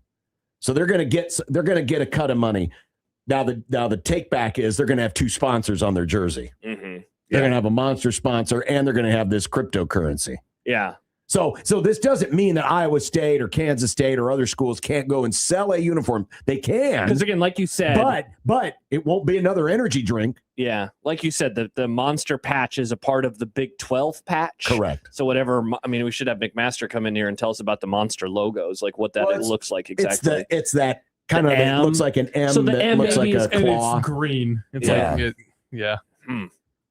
It just does not seem like a lot of money. Because when we mentioned in No. passing yesterday, you're right, the Tortillas guy took over our show. Tortillas. And he probably will for a while. But when, it first came out, I was like, oh, that they must be able to get way more money collectively than they would have gotten individually. I just don't think that that's the case. Though that said, I guess, if you're able to get other patches, you're just double dipping, so might as well Right. try to get a little bit of money. But do you want to look like a NASCAR? You want to look like a NASCAR uniform. Yeah. I mean, I think it's going to end up looking a lot. It's going to be very busy. I remember It is going to be very busy. There was one year during the BCS era, and they only did it once, but there was like multiple patches. There was like a BCS patch. It was very ugly. Oh yeah, And then- imagine do you remember imagine that? if they go to a playoff. Yeah, They exactly. have the playoff patch. Correct. Yeah, because they would. They'll have a playoff patch. They'll have bowl game patches. It's gonna, They're just- yeah, get You know used to it. what? It's going to look weird. In defense of Nebraska, maybe this is why you do have to get rid of the winning tradition patch, because otherwise Yeah, that's why. it would just, and the fact that they don't win anymore, it would look like a very ugly uniform. It wouldn't look very good. Really, won't have time here to get to a lot of the Texas Tech stuff because there's still a lot of that drama that's out there. But I did want to get to this because I promised it before we go to break and bring on Mitch Sherman. Okay. So there is a Colorado fan account known as Buffed in Prime, who has been on kind of a crusade against what? Against Coach Prime. Oh, okay. Here was a Makes his name tweet. confusing. Here was a tweet that he had from late last season. Players know I'm not lying. Colorado coaches and Prime knows I'm not lying. Prime just mad that I exposed it. When he should be mad at himself. His contract was top 5 highest paid coach in college football. I'm echoing. Thank you. $10 million a year, but treats it like a hobby. I'd be damned to pay a coach $10 million a year, and he doesn't even have his players watch film after games with the staff. That's been his criticism is these guys aren't watching film. Yikes. That was from late last season. Okay. Everyone get ready to shut off your mics because we've got a video. Okay. This is Colorado quarterback Juju Lewis, who was last year's starting quarterback. He is the presumptive starting quarterback this year. Here is Juju Lewis being asked about one of the biggest differences between last year and this year. Mic's off. Last year to now. My play, I'm actually looking at the defenses now. Last year we wasn't really looking at defense as much, just kind of high school free ball and just out there playing football. But, it's a lot bigger than that now, so it should be fine. They're now looking at Yikes. defenses. So this person who was on a crusade was true. Yes. They had They don't actual watch intel. film. They weren't even reading defenses. I mean, it makes They're sense. just out there high school balling, like Juju said. What did they win? 3 games last year? Yep. It makes sense. Yeah. I don't understand any of this. I don't either. I don't understand any of this. What a ridiculous program. They had become the circus that they said that they were not. Yeah, that they kept trying to convince the world that they weren't. But Correct. we could all see it from the outside. It was very clear, as plain as the nose on Prime's As face. clear as this window behind us. As clear as the window behind us, as obvious as the underpants under Coach Prime that are soaking up all the stuff that normally would be running this down is his getting leg. really gross. I don't wanna- Tortillas. They're soaking up the tortillas. I don't want to think about his underpants. Coming up next, Mitch Sherman joins us. Awesome. On Unsportsmanlike Conduct and 1620 The Zone. Live from the Host Coffee Studio, this is 1620 The Zone. 1620 The Zone. Traffic. From the Flumrite Time-Saving Traffic Center. Crash on I-80 westbound from Harrison to L Street. Stop-and-go traffic on the JFK southbound between Highway 370 and Childs. Then some slower traffic on the I-80 eastbound between 84th and 72nd. As expected, we're seeing some minor congestion on 72nd and L, but that shouldn't be too big of a problem for your commute. I'm John Stanton. This time-saving traffic is brought to you by Dingman's Collision Center. Dingman's Collision Center is Omaha's trusted name in collision repair. Locally owned, family-operated, and committed to your safety. With 4 metro locations, we're here when you need us. Visit dingmans.com to learn more.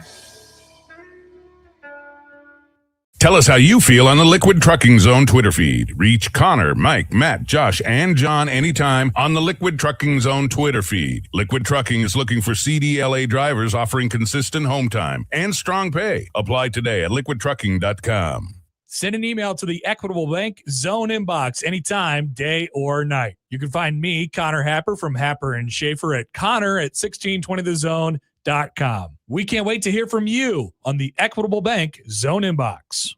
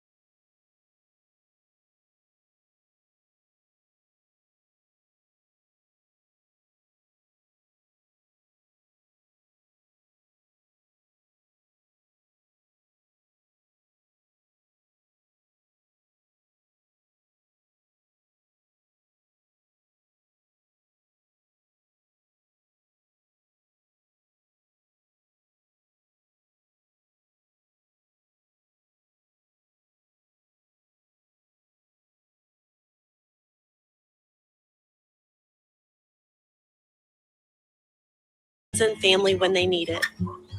But the funny thing is, most of us won't look for help when we need it. If you're struggling with mental health, you should know that there are resources out there that can help.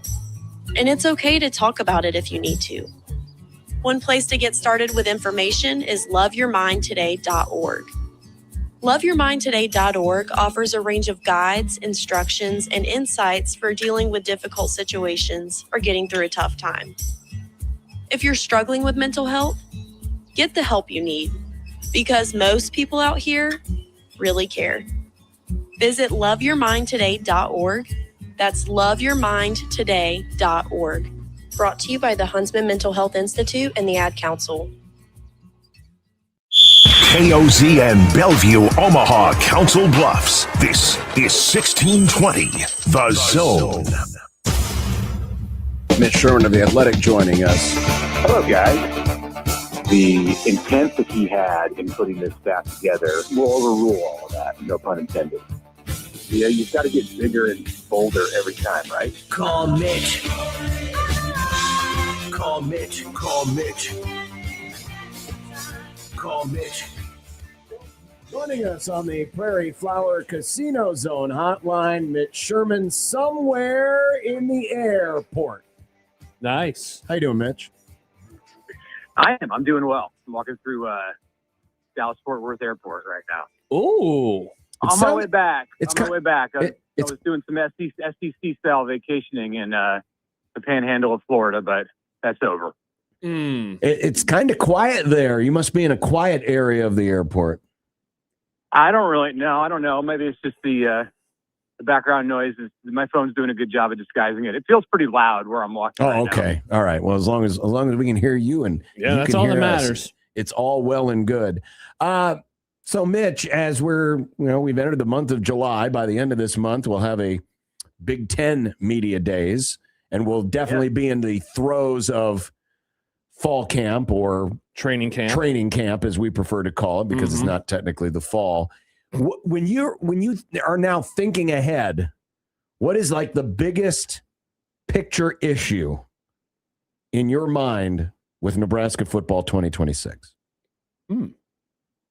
Oh, defensive line. I mean, you just pick up where you left off from last year, ability to stop the run. And until Nebraska proves that that's something that it can do, you got a new defensive coordinator. There's going to be some growing pains with that. A lot of new staffers on the defensive side. I mean, I feel like they've upgraded in that area, but are you going to see that in August in camp? Are you going to see that in September against inferior opponents, at least until the end of the month? That remains to be seen. It's a concern. There's other areas that I feel a lot better about. If I'm going through position group by position group or just, strengths versus weaknesses with this team, I think you have to look at the end of last season and start to think about if they've vastly improved their ability to stop the run. Mitch, we often talk about the long runway of the first 5 games of the season and what it could mean for the year overall. I wonder, when you look at it just from the defensive perspective, how nice that stretch could be in trying to figure things out. Maybe you're moving guys in and out of the lineup, right? You're trying to figure out which players are going to be the ones that you rely upon. Because, I don't think any of us agree that think that the defense is going to be a finished product by week 3 or 4. I mean, it shouldn't be, right? And so, I think that is maybe an optimistic case for maybe, I don't know the defensive line in particular, but certainly that side of the ball in year 1 under Rob Orich. Yeah, I mean, or it could be really unsettling if you go out against teams like Bowling Green and you give up 500 yards or 450 yards and 32 points in a win or something like that. We've seen that before in some of the worst Nebraska football seasons of this century. So where you think, all right, this is going to be a good day for the defense, like Georgia Southern, or there are other examples of teams that have torched Nebraska and just made the defense look like they're, they don't know what they're doing. When clearly they have better players in the way that they're performing. So that it hasn't been that way in this situation where you've changed defensive schemes and brought in a new coordinator and seemingly some pieces that can help. It's generally been like on the back end of a coordinator's time where things were just falling to pieces, and it ended up leading to regime change. But and I don't think that's the direction that Nebraska's headed in 2026. But yeah, I mean, it sets up as the potential on the optimistic side to think that they can build some confidence, and then they can play less than their best, be less than a finished product until they go on the road for the first time to Michigan State and still get by and have some good defensive performances. But if you see the opposite, if you see victories or I mean, don't even think about the alternative, but if you see victories in September, in the first 3 weeks of September, that include, porous defensive performances, then that really raises a concern for what's going to come later in the season. But I think you have to take into consideration too that there's a learning curve with this system, and they may play a lot better team football in November than they do in September. Mitch Sherman joining us from The Athletic on the Prairie Flower Casino Zone hotline. So the question du jour this week here on the Grum has been comparing the first 5 games on the schedule to the final 7 games on the schedule. And the question has been, which of the two scenarios is more likely, that Nebraska starts 5-0 against a schedule that, of course, is the 3 non-conference teams, the road game at Michigan State, and the home game against Maryland? Or is it the back 7 where Nebraska finishes 1-6, because there's a chance they will be an underdog in 6 of those games, with the 1 win being against Rutgers? I'm curious, when you look at the real nice runway versus the rocky landing, which seems like the more likely scenario for this team? I would say it's more likely that they start 5-0. I don't know that either one of those scenarios, and this is kind of the point of the question, neither one of them is, I don't think either one of those is going to happen. I don't think they're going to get themselves to 5-0. I think they'll stumble in one of those first 2 conference games. Although that's not a slam dunk, because really when you say 5-0, you're just talking about 2-0. I'm giving them 3 wins without any kind of thought. I'm giving them 3 wins to start the season. So 5-0 to me is a question of whether they can win their first 2 conference games. And I think that's probably a coin toss. Like, on paper, you say, yeah, they should do it. But then history tells us that's been tough. So to me, that's like a 50-50 proposition. And going 1-6 in the last 7, I think that's lower than 50-50. Like, I think they'll find a way to get more than 1 win there. So I'm going to say the more likely scenario is that they go 5-0 to start. So, Mitch, I'll do the follow-up then that we have also been talking about over the course of the first 3 days of this week, and that is floors and ceilings, where we've been trying to find that number that they can get to that seems realistic in a good way, and that number that they could drop to realistically in a bad way. Is that something that's been on your mind? And I wonder how big your band is. Like, do you think that this is a kind of a volatile season, or like some of our listeners, do you think that those numbers are actually pretty small? Yeah, I think it's volatile because I think we've seen before, especially with the quarterback, is where it is the biggest wild card, and he could be really good. He could be a top 4 quarterback in the Big Ten. I don't think that's impossible. Or he could, it could go the Jeff Sims route, and that's worst case scenario. And I don't think it's going to go that way, but it could be, some version of that where it just doesn't click, and maybe it's the coordinator QB combo that, despite all that we want to say and now and what's going to be said this month when Nebraska goes to Chicago for Big Ten Media Days, like, the reality is in January, they threw that together. Like, that was a rushed marriage to put Dana Holgorsen and Anthony Colandre together. That wasn't what they were thinking on New Year's Eve when they walked off the field in Las Vegas. So you might look back 9 months after that or 10 months after that and say, well, yeah, that shows. That wasn't in the plans, and these two weren't meant to be together, or maybe they will be. But to me, that's a big wild card. And I think when the quarterback's your biggest wild card, or one of your biggest wild cards, then that leads to a lot of volatility because he controls so much. So for me, the ceiling's okay. The ceiling is maybe not that much different from where it was slightly lower than where it was a year ago. But it's not like, for me, the ceiling is not like 7 wins. It's higher than that. The floor, though, is low because of that volatility at the QB spot. And if it falls apart and doesn't work, it just doesn't take, then, okay, they got other guys who can play the position, but you're kind of going back to square one because you're going to run a different offense. Yeah. If it's TJ Lateef or Daniel Kalen on the field than what they're planning right now and have been through this offseason for Colandre, and that could lead to the problem. Do you have a number in mind for your floor and your ceiling? My number for my floor is probably, I hate to say this, but probably 3. I mean, I don't. we're talking worst case scenario. Yeah.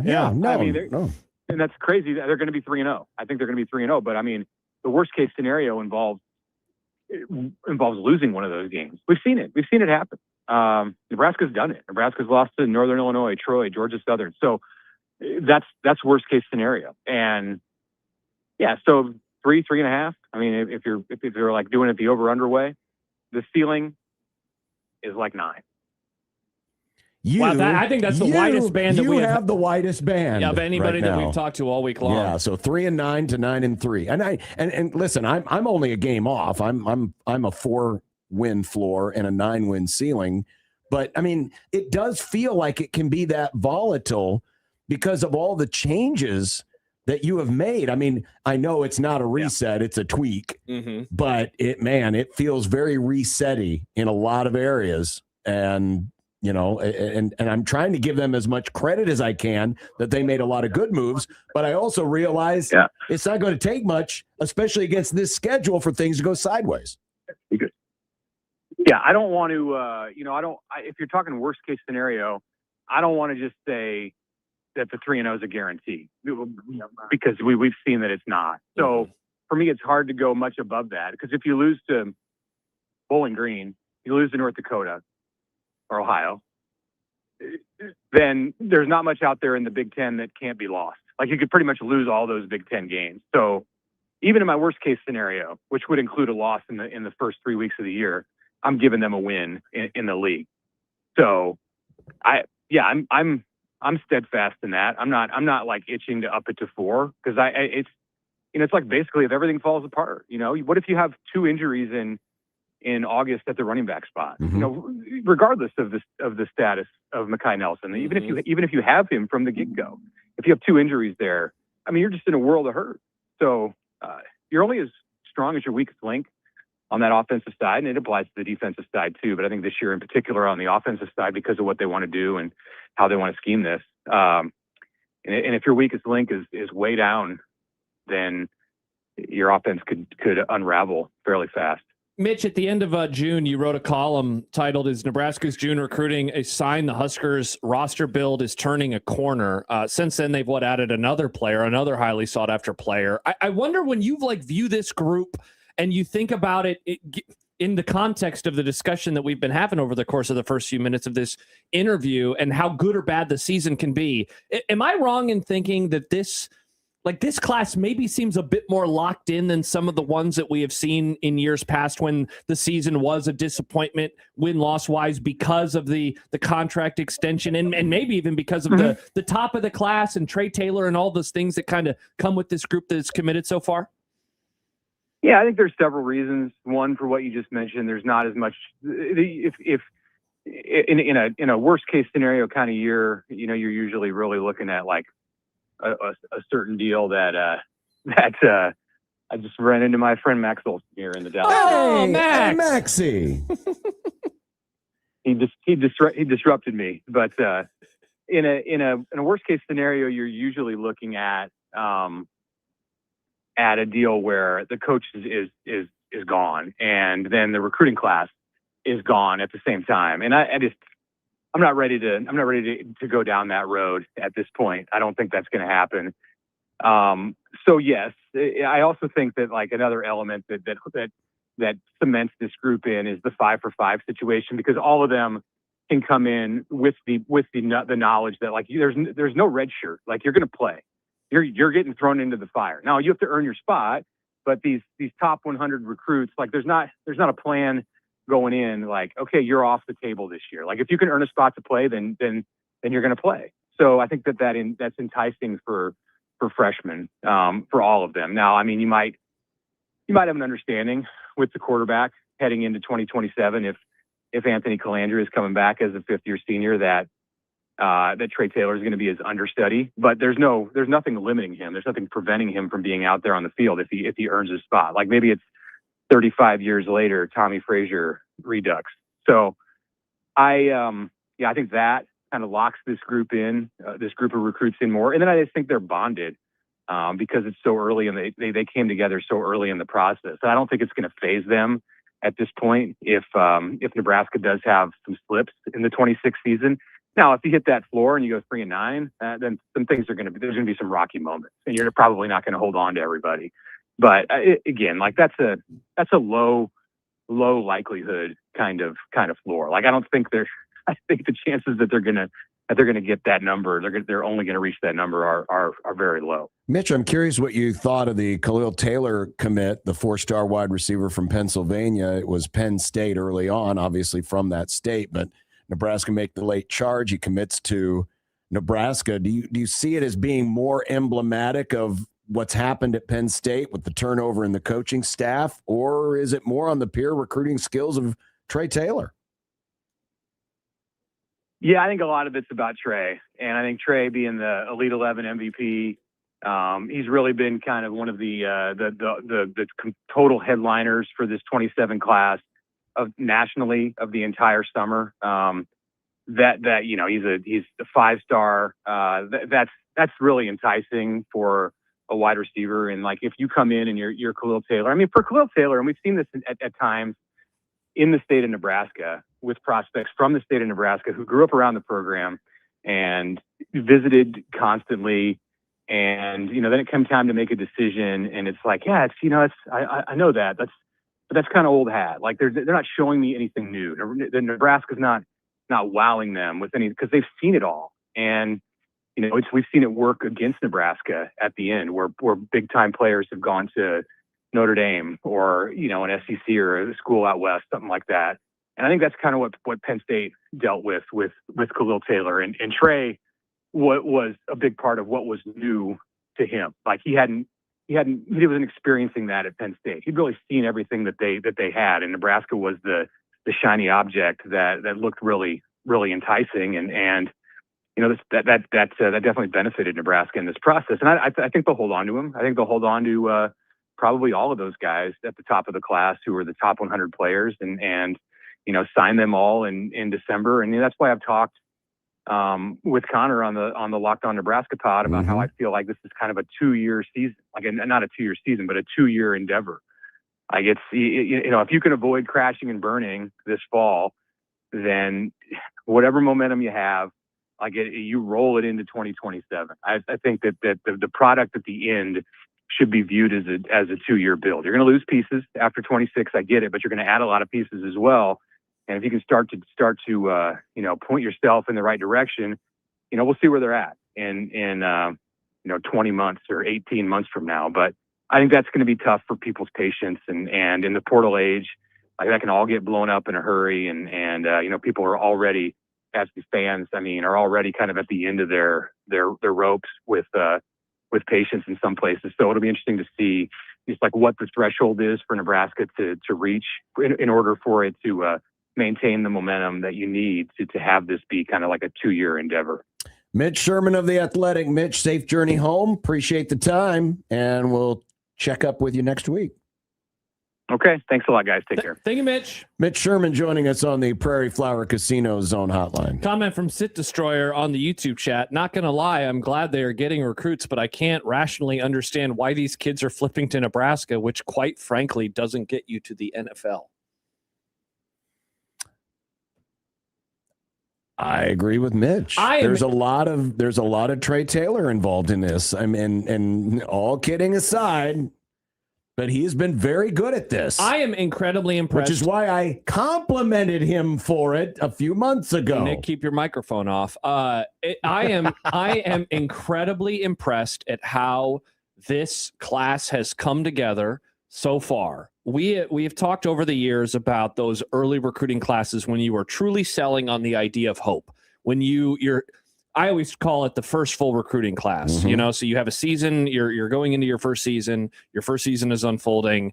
And in the old days, it was, of course, a February signing day. Now it's the early signing day. Right. This is the famed Bill Callahan 2005 class, for example, where it just really was able to take off because it was year one. It was the 2016 class for Mike Riley, et cetera, et cetera.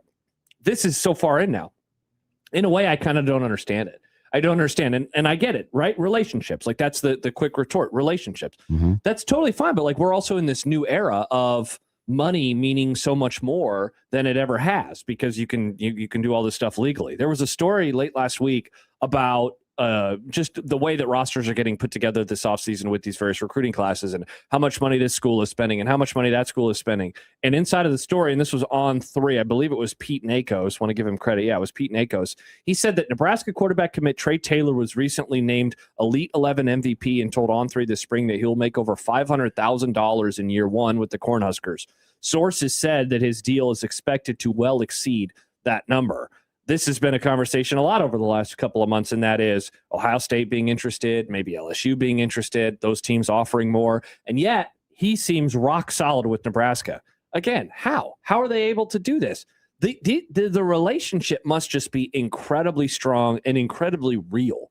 And so, all frustration with the way that the rule era has started aside, or I guess maybe how it's going at this moment in time, he has been able to put together a really good class with some really good players, including like a gemstone of a quarterback that they have not had before. Dylan Raiola doesn't count, in my opinion. He had the familial ties. His dad's name is on the stadium. Right. There's none of that with this. This is something that I haven't seen before in my time covering the program. Yeah, no, I mean, sometimes a little bit of luck too, but I also think there's an ability to identify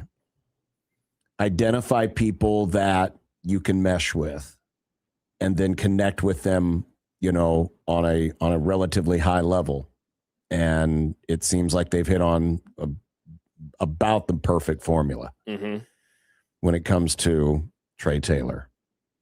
So if that continues to pay dividends, now, can everything blow up in a minute? Absolutely it can. But now, in the moment, today, this is what recruiting used to be. Talking about relationships. It's about we always used to hammer the point home. It's about relationships. People say, why do these players want to follow these coaches? Well, because they committed to a coach as much or more than they committed to a program, especially the kids from outside of the state, because they've got no emotional tie to Nebraska. They didn't grow up here, or they didn't grow up a fan, whatever the case may be. And so how do you get some of those players? Well, it's because you and the position coach, you and the head coach, you and the coordinator, whoever, you meshed, you connected, and it's like, man, I want to go play for that guy.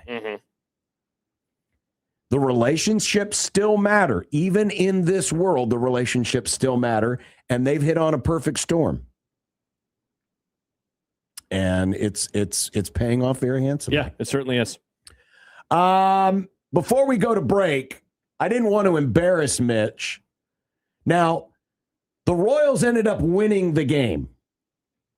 But did you see this? Did you hear about this? This was how the Mets scored their first 3 runs of the game. 2 men on. Also a 3-run home run. Kind of. Okay. That Keith Hernandez, who was a Gold Glove first baseman. So it's just a little dribbler. It's an overthrow to first. Then Caglione overthrows third. Home run derby participant Jack Caglione, by the way. And then I can't remember, was it the third baseman backing up the play, tried to throw home, overthrew that. So basically the ball just went back and forth 3 times. Now, is that technically a Little League home run when there are that many errors? Okay. Because that's the whole definition, a Little League home run. It's because of the idiocy? Okay. If you watch a Little League game. Fair.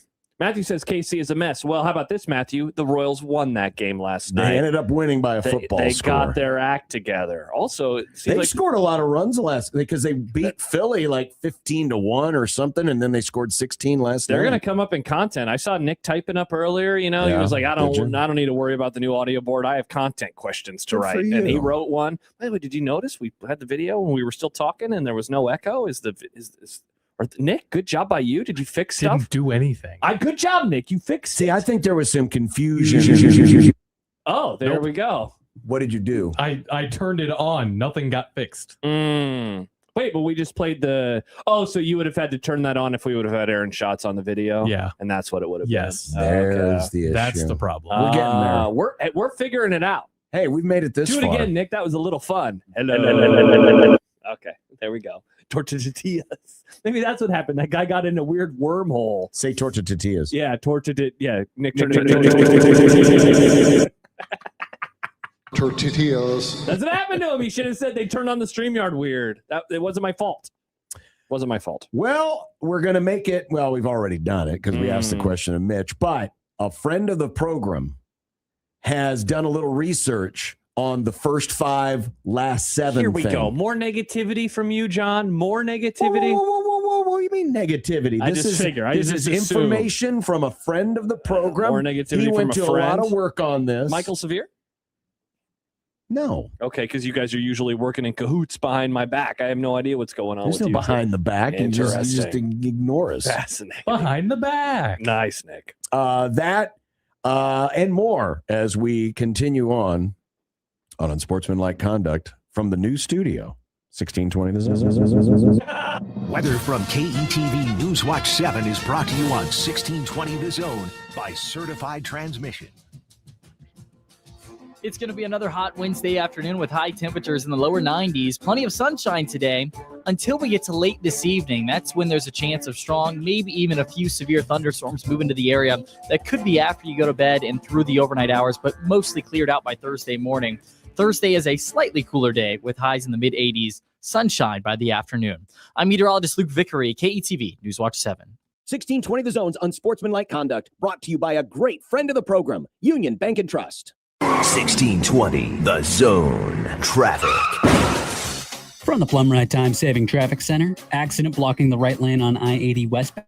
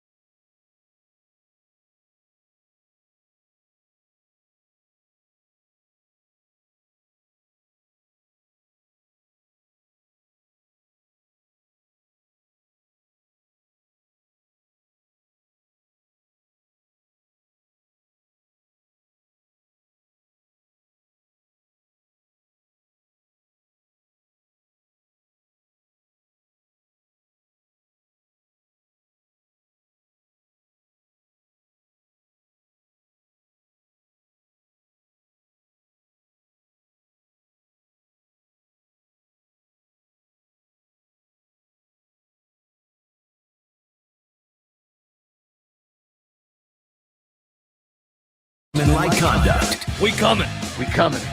On 1620 The Zone.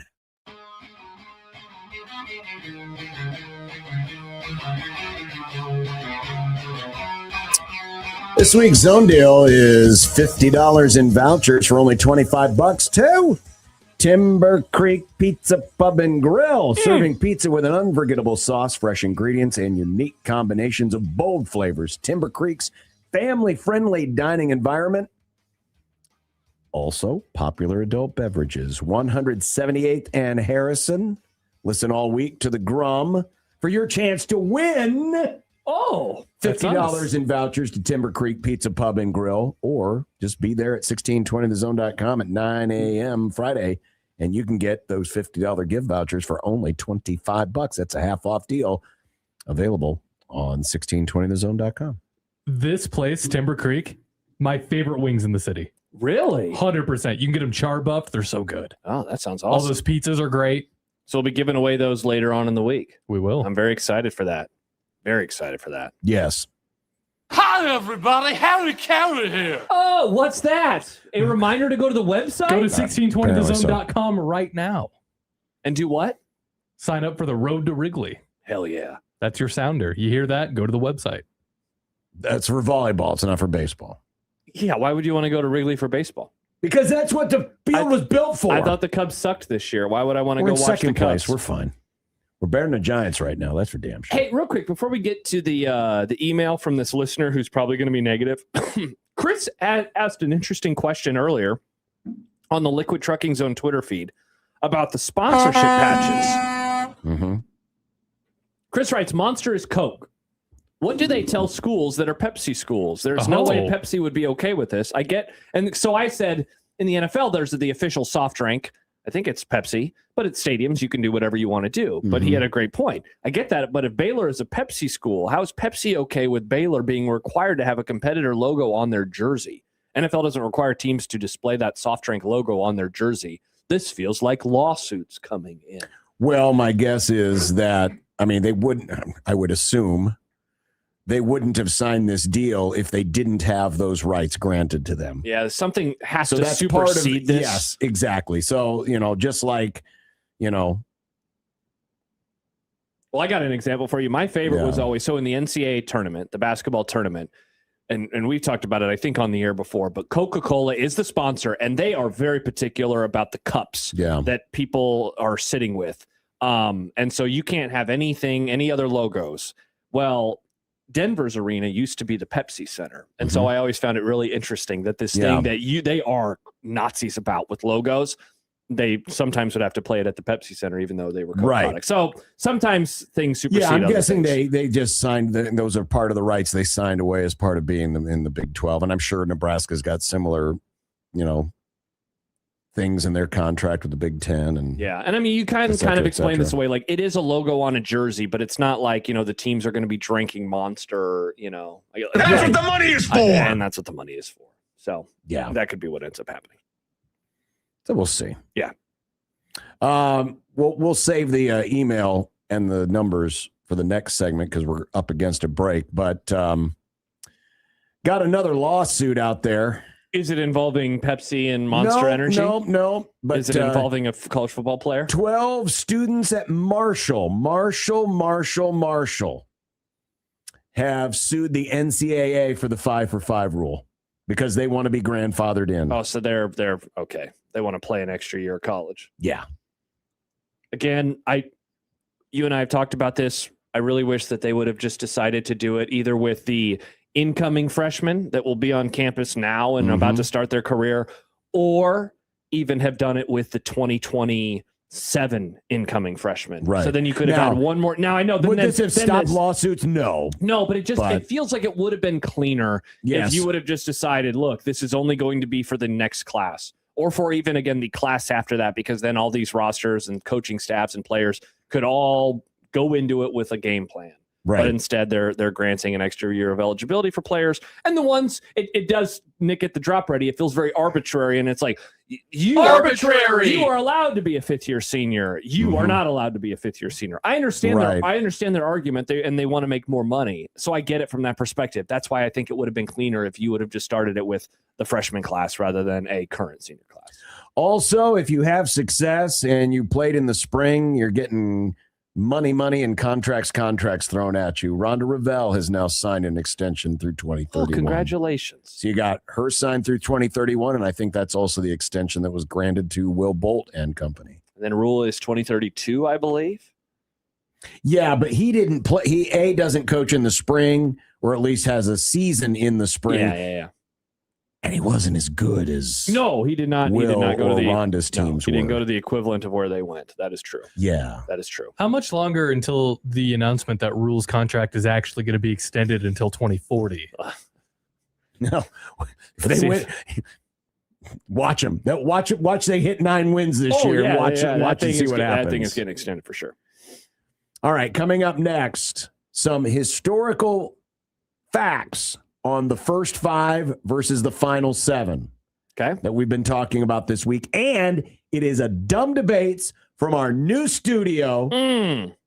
Will the debates get any better because we've moved? John, I just got an email from Pedro or a text from Pedro that is among the grossest dumb debates questions that we've ever had. Good Lord. I think we might have to start with it. Oh, incredible. I think we might have to start with it.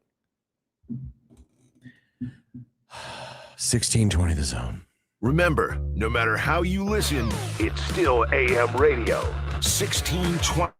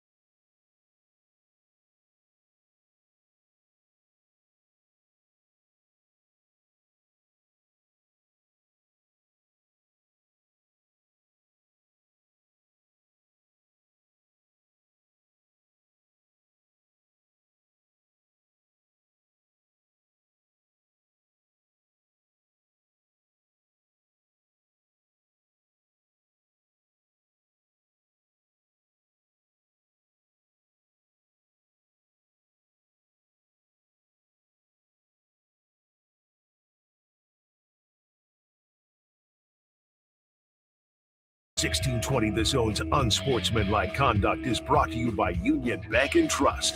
Now back to the program. We're opening a new studio. Yeah? And we might christen it with a no-hitter. You just jinxed it. Now it's not going to happen. John, what's wrong with you? Shut up. You're It a has nothing to do with monster. it. No, it's not. You are worse than a lot of monsters in this world's What are you history. talking about? You're crazy. If I do a list of the monsters, I think you now might be in the top 5. If I was on a desert island with 3 monsters and I had a gun with only 2 bullets. John, sorry. Dylan Someone else is Cease staying alive. has a 7-inning no-hitter. Now, he's over 100 pitches, so you know he's not going to finish He's going to it. get pulled. So this would be one of those stupid combo deals or something. Sad. Was he pitching for the Giants? Was that last year he was with the Giants? I believe so, yeah. Sad. Tough look for them. Did he play in the College World Series? Dylan Cease? Yeah, he sounds like, I feel like I No. can hear you saying his name in my head. Dylan Cease with a strikeout. Something like that. Strike 3! Yeah. Dylan Cease. Dylan Edwards Cease, who was an original Cubs draft pick, by the way. Oh, cool. Who did he play for? Maybe that's why I can imagine you saying his name. It's because he was a part of the Cubs. I remember there was a whole to-do because he got traded to the Giants. He was before they played in committed to South Korea. Vanderbilt, but then was You went to- drafted. okay. So it's because you talked about him as a Cub. Well, not for very long because, he got traded like Nick just said. What was he? I regret asking this question. Let's get to football. He was in the trade that brought over Jose Quintana in 2017 because the Cubs were panicking because they weren't repeating his And now the champions. Rockies have Jose Quintana. Wow, small world, everybody. God dang. Small All right. world, everybody. So, friend of the program, Jordan, sent us some information regarding the first 5 and the final 7, which has been the question of the week. What's more likely, a 5-0 start or a 1-6 finish? Correct. We've had answers on both sides. Yep. We've had pushback on both sides. We've had some people saying, "How can't you see them going 5-0?" We've had others saying, "How can't you see them going 1-6?" So, which Jordan then decided to put together a nice little study for us. So Jordan went back to 2015 to compare, and I'm going to zoom in on this, so take us out of this deal. But to compare the opponent's records in Nebraska's first 5 games versus the opponent's records in the final 7 games. And we all know not every schedule is made equally. Obviously, this one is unique in that Nebraska is playing a very soft non-conference, and their first 2 conference games are against teams that are perceived to be lesser than they are. Mm-hmm. Now, of course, historically, usually the end of the season is a little bit tougher anyway because you're playing all conference teams and usually some rival games, which has been the case. Mm-hmm. So here is what he discovered. This year's opponents, first 5 games, and by the way, this does not include the records of any FCS schools. Okay. So take North Dakota out of the equation. But this year's combined 4 opponents, not counting North Dakota. Not counting North Dakota. Their records last year were 20-28. That's a .417 win percentage. That is, since 2015, the 3rd easiest schedule returning, only surpassed by 2017, where those first 5 opponents were a combined 21-39. Yikes. And 2022, in which those combined opponents went 18-30. By the way. Oh, no, and you missed one, 2024. Oh, that's right. This is the 4th easiest. Yeah, Sorry. they went 16-32. 4th easiest. What's fascinating about all of those, 2017, they went 3-2 against the first 5. Mm-hmm. 2022, they went 2-3 against the first 5. 2024, they went 4-1. Only one time in this stretch, and we've mentioned it this week, has Nebraska gone 5-0 in their first 5 games. And, of course, that was the 2016 season, in which they started 7-0. And, by the way, it's also the toughest first 5-game stretch happened in 2018 when the returning opponents had a combined record of 41-19. Oh, my gosh. And that's when Scott Frost famously started 0-5. Wow, that's crazy. Because, you're talking about, I guess that wouldn't have included Akron, right? So it would have included It would have been Colorado. It would have been Troy. It would have been Michigan. It would have been Wisconsin. And I think Purdue would have been in that stretch as well. Now to the last 7 games with a combined record of 64-20. This is the toughest 7-game finish since at least 2015. The next nearest is the 2017 last 7 games where the opponents win a combined 56-28, a 667 win percentage. Wow. So and by the way, so what's really interesting about these is that he has the previous year's record and then the actual final record to kind of give you an idea of like how much does this correlate? Because I think that's what we're all trying to figure out, right? Yeah. It's one thing for me to say, John, the schedule is really tough because those teams were good last year. But how often does it actually correlate? It correlates quite a bit. Just given that college football can so often, as unpredictable as it feels, it can be kind of static. For example, last year, coming into the season, Nebraska's last 7 opponents came into the year with a 53.6% winning percentage. Last year, the actual final record was a 51.2% winning percentage. So just a couple of games difference on either side. It was very, very similar to what it had been the year before. In 2024, that group had gone 51-33 in 23, which was a 60.7% winning percentage. Last year, it was a literal 1-game difference.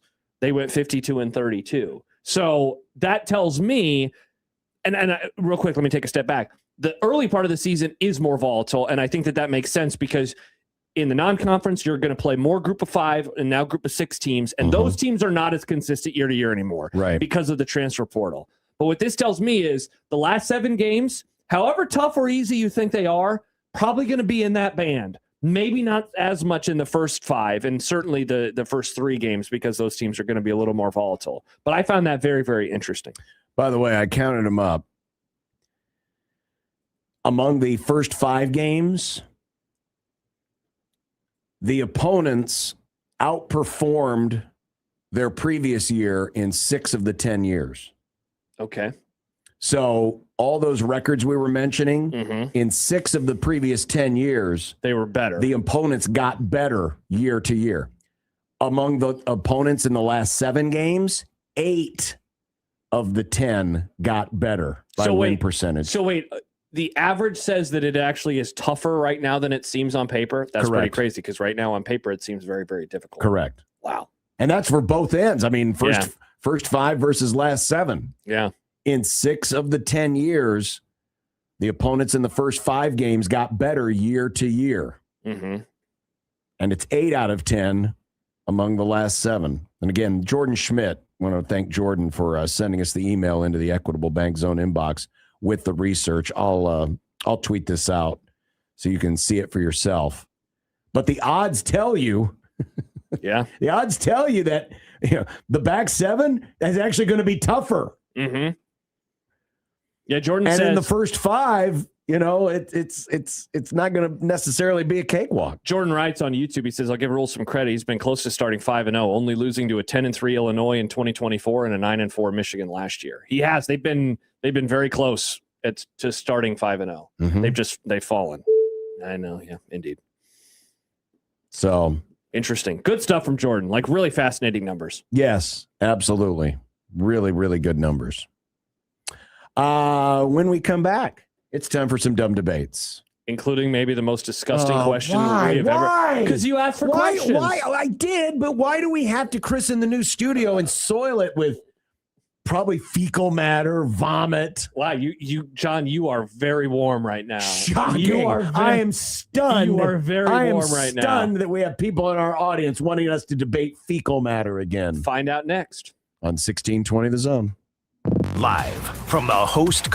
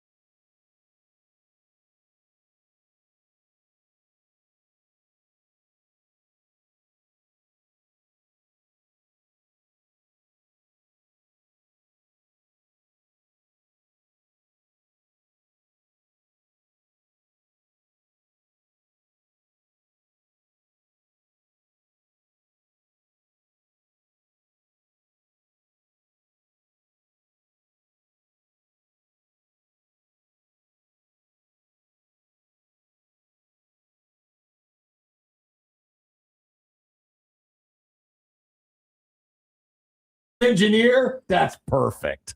Nice. Thank you to them. Scotty, I need better processing on these microphones. Stat. Why do you sound like Gus Johnson? Well, if you want to yell louder, this is George's processing. Well, I know, but we got some emails, Chris. With some I've critiques. seen the. You've seen the comments. I've seen the lists. Yeah. Mm-hmm. Get the tomatoes. That's all right. No, it's I'm not saying it is what it is. all good. We're on the Like I air. explained to It's you, okay. there's nothing we can do until I you know. guys stop being on the radio. You guys worked a long time. You until like 4 a.m. I haven't to get slept this since thing. yesterday at like 8 a.m. Oh, good Lord.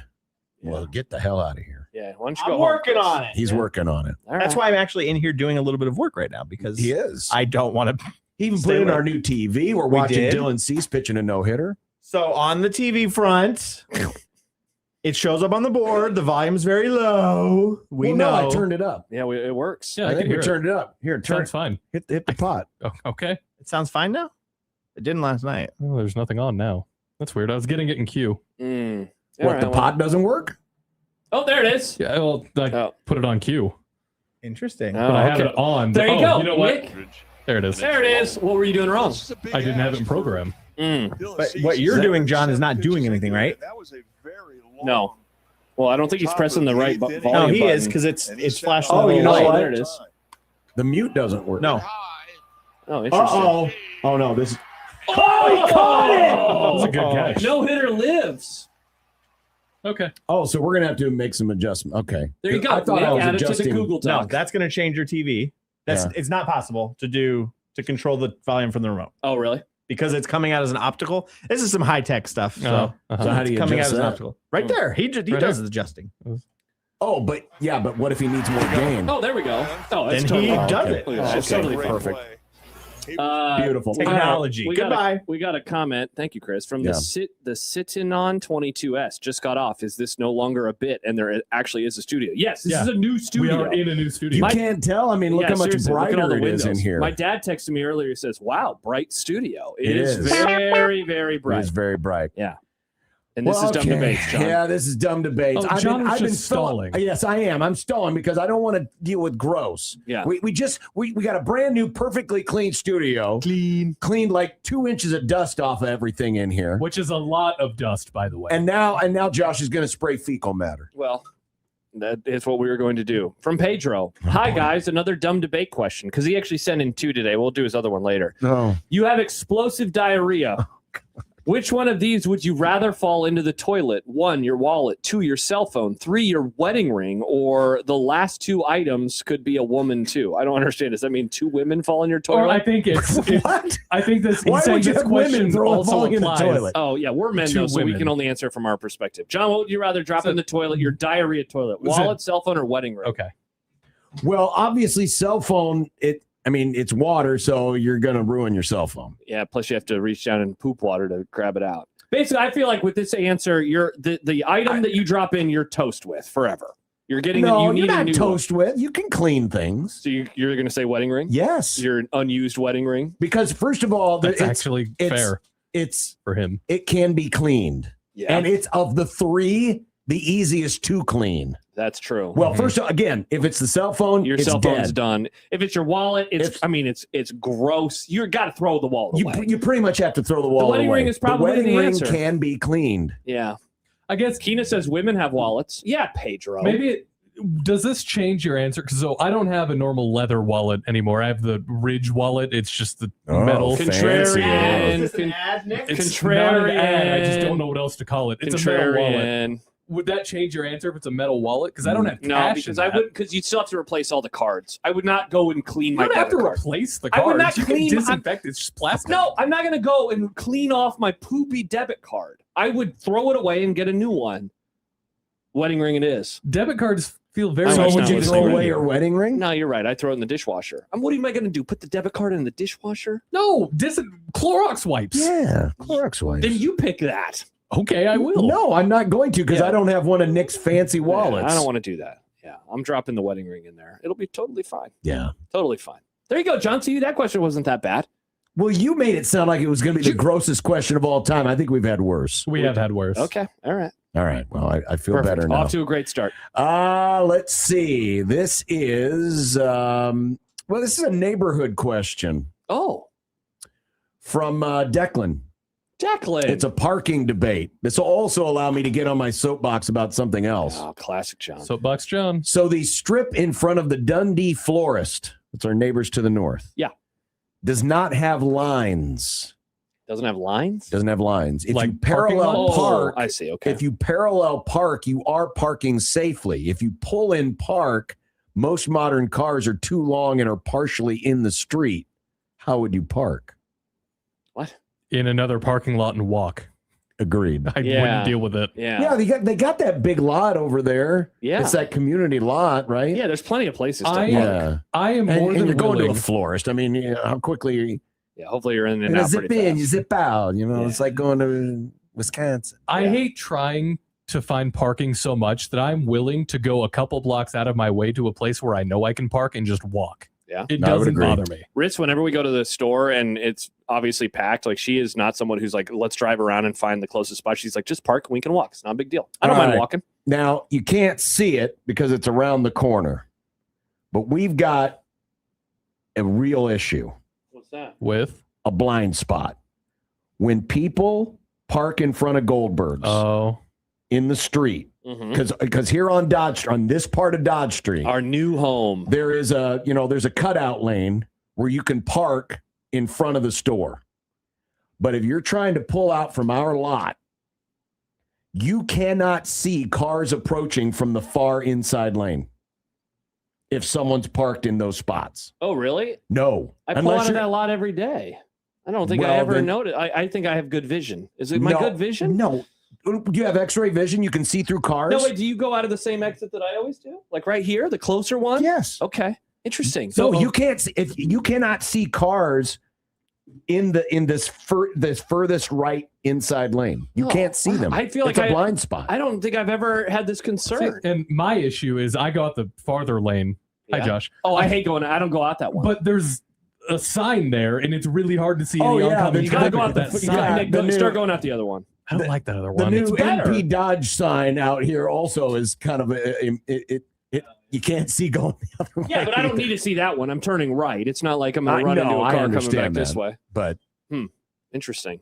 yeah, we need to ban parking in front over here. All right, so here's That's why we got this big ass lot over here across the street. why don't Park we- over in the big go ass park lot there. and then jaywalk like Josh does. I've been told that big ass lot belongs to the white building. See, I was going to say that is not Buchanan. So they did something illegal, or your memory is faulty. It's definitely not faulty memory. They probably got permission. Maybe They're this neighbors. They could probably just ask. Nick, maybe this got incepted into your brain. Oh, a reference you now Lord. understand. John, you should watch Inception. It's I a really have seen good it. movie. It's terrible. Get out of here. Don't think about elephants, Nick. What are you thinking about?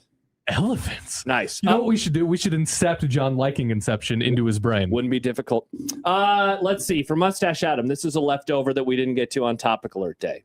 What would you replace Mount Rushmore with as the sports ranking crutch? So we do the Mount Rushmore of blank. So we have to replace Mount Rushmore. What is a catch-all term for, and it doesn't even have to be 4. It could be a top 3 or a top 5 or a top 6. But what is a catch-all term that we use in similar ways to the Mount Rushmore? 7 Wonders feels like the easy one. Oh, that's to a me. good call, Nick. The 7 wonders of the NBA. Yeah, but that's a lot. It is a That's lot. 7. You would have to rank more things if you did 7. I do like that as an idea, though, Nick. I mean, is there any other thing that has a we number could near 4? say like the 4 horsemen. Jeez. No, Nick, not of the apocalypse. It's a sports term. But I mean, the 4 horsemen is the apocalypse. That's their whole bit. Well, that's why the they're original, there. but there's also the 4 horsemen of wrestling. Oh, I was thinking Based of off college of the football. apocalypse. Rick Flair, Tully, and Arn Anderson, Ole Anderson. Wow. Fight says Olympic podium. Yeah, Gold, podium. silver, bronze. It doesn't have that to be fits, Olympic. though. It could just no, be you just say podium. the podium. Yeah, gold, silver, bronze. That's pretty easy. It's not as fun as saying the Mount Rushmore, though. No, it's Yeah. not. And I think 4 horsemen is pretty I'm solid. going to go 4 horsemen. I think 4 horsemen is a good pick. I like the 4 horsemen. Plus, there was the 4 horsemen of Notre Dame as well. Mhm. There are more positives with the 4 horsemen than negatives with the 4 horsemen. Amazing Daniel says Unless you're a big Dusty Rhodes fan, then you didn't like the 4 horsemen. Amazing Daniel says the 3 wise men go Jesus. Oh, thank what about you, Jesus. that? Frankincense. Wow. Was it gold, So- frankincense, and myrrh? He wants the Well, he wants that three was the wise gift. men. That wasn't the names of the wise It men. was the GIF? The wise men were Fred, Bob, Larry, Velma, and Barney, Merle. and they brought the gold, the frankincense, and the myrrh. Mm. Let's see. Well, okay, speaking of Mount Rushmore, Husker fan for life. All right. If Omaha had a Mount Rushmore, who would be on it? In terms of the city or like sports? Yes, Omaha. By the way, Jordan says the Fab Five. That's pretty good. The Omaha Mount Rushmore. I mean, Warren Buffett's on there. Definitely. Buffett's on there. We have to. I feel like we need to have a band on there. It's either 311 or Bright Eyes. What? I like Bright Eyes more. Nick, just because we moved into the Sweet 98 studio doesn't mean that you have to start talking music banned again. all the music. I mean, Thank you. 311 and Bright Eyes are the two biggest bands I to think come the out of two this obvious place. ones are Warren Buffett, Bob Gibson, and Bill Ranby with sleeves rolled up. Interesting. Oh no! All What the about time. who was born here? Was it Gerald Ford? Yeah. Charles Ford. Yeah, but he got mauled by a bear. Die today. How long did he live here? Does he? Not very long. I mean, he's a Michigan man. Yeah. So we're not counting him. No. I've driven by his old house before. Honestly, we probably have to Rosenblatt. put Johnny Rosenblatt on there. I mean, So what do we have right now? You have Warren Buffett and Johnny Rosenblatt. I think Bob Gibson. if we're gonna go sports, yeah. And Connor Oberst. What about Henry Dorley? He already has a zoo. He doesn't need a Mount Rushmore too. I mean, he gave us the zoo, though. He birthed the zoo. I don't know much about Henry Dorley. He could have been a horrible I mean, I'm person. sure there's probably some really important figures from the early days of Omaha that are being wildly ignored. Well, Prison Matt says no Henry Fonda or Marlon Brando. See, again, like, Yeah, you but and I think are trying to come up with people that actually are here. Yeah. Well, yeah. Matt says Johnny Carson, but he wasn't from Omaha. yeah, was Johnny he? Carson Yeah. was from Norfolk. Yeah. And I think of him as a University of Nebraska guy more than any of Yeah, the this other is the Omaha Mount Rushmore. Malcolm X. Oh, that's a great one. Oh. Some people get triggered by that too. So there's the John's but- triggered yeah, by it. okay. If they can have Confederate statues, they can be a Malcolm X statue. I think we have. I mean, his contributions weren't Omaha. That's true. Again, he's a guy who was born here and then kind of like Marlon Brando. moved Yeah, in. and he wasn't here that long. Yeah. I don't think of him Warren as an Omaha. Warren Buffett still lives here. Yeah. Bill Famously. Ranby still tells us that the weather's turning bad. Mm-hmm. But now that we have these bright, big, beautiful windows, we can now tell you when the weather's Speaking turning of, somebody bad. just asked us, important question. In the new studio, do you have window access to see people enjoying the parking lot after leaving Goldberg's? No. No, There's only unless like they're one, jaywalking and there's going only up to them. one, I think, room in this whole building that has access to that parking lot. No, maybe two offices. Our boss Keeley upstairs, and then the boss, Yeah. the office that's sitting empty. Yeah. But that one is so low to the ground that you can't Now, really see we it. would certainly invite, if you want to have a tryst over in the parking lot across the street. Yeah, Josh we'll will be get his able to binoculars. I was going to broadcast say, it. what is this? Is this 50th Avenue? This is a great So that's view of the. 51st. Is that 51st? Are you sure? Nick? Yes, because 50th is on the corner. Yeah. That's 51st. 51st. Yes. Yeah. I think people should go there. It looks gorgeous.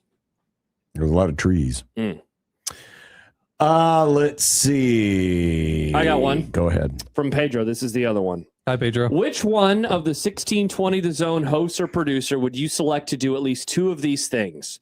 1, sink an 8-foot putt to win the Masters. 2, hit 2 free throws to win the NCAA championship. 3, kick a 15-yard field goal to win the college football playoff championship. 4, kick a penalty kick to win the World Cup.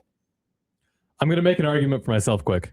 Oh my gosh, no. You are the last person I would pick. Which is why I'm going to make an argument for myself. You got to know your strengths and weaknesses. I do. Let me talk, you goober. I didn't play basketball, but at recess, I was really good at three-pointers. I could do that. I could lock in. Yeah, but these I are could free still throws. shoot. These are free throws. I could still do that. I could still do it. I would By the way, vote. multiple people make an argument for Bud Crawford. I would go on the Mount Rushmore. Yeah. I mean, if we're going Do to we put a want sport, two athletes, though? No. Like, yeah, because Bob Gibson Bob is the Gibson. answer, right? Okay. Yeah. Anyway, all right. This is an easy one for me. Happer not- shooting free throws. I was going to say Happer is the answer. Happer is, I think, the most athletic of all of us, and he played college baseball. I would put Schaefer on the green. No, you have to pick one who has to make two. All of them? Oh, I thought we could pick one for each specialty. You're picking one person who you believe could do any of those. Well, it's going to be things. Happer, and we're not going to win. Happer is absolutely the answer. It is definitely But he's not our Nick. best hope. It is obviously not Nick Grimm. I was just making an argument for the basketball. Yeah, well, you have to do the other three things as well. I could make an attempt. Fight says, is Nick Bostel on the payroll? Yeah, seriously, like 10 years ago, this would have been an Well, easy famously, Nick had a hole-in-one. It was in the newspaper. We had that hanging in our old studio. Can we get that in the new studio as well? Maybe you could put that up and it'll block the view. Mm. Doug, Hello, you Doug. either get a microwave or an air fryer. Which do you pick? I think we did this, didn't we? Did we? Yeah, because the answer was air fryer. Yeah. Yeah, I'm picking air fryer. Yeah, that was just a silly question. Never mind. No offense. Let's see. I'm going through some of the older ones. You good?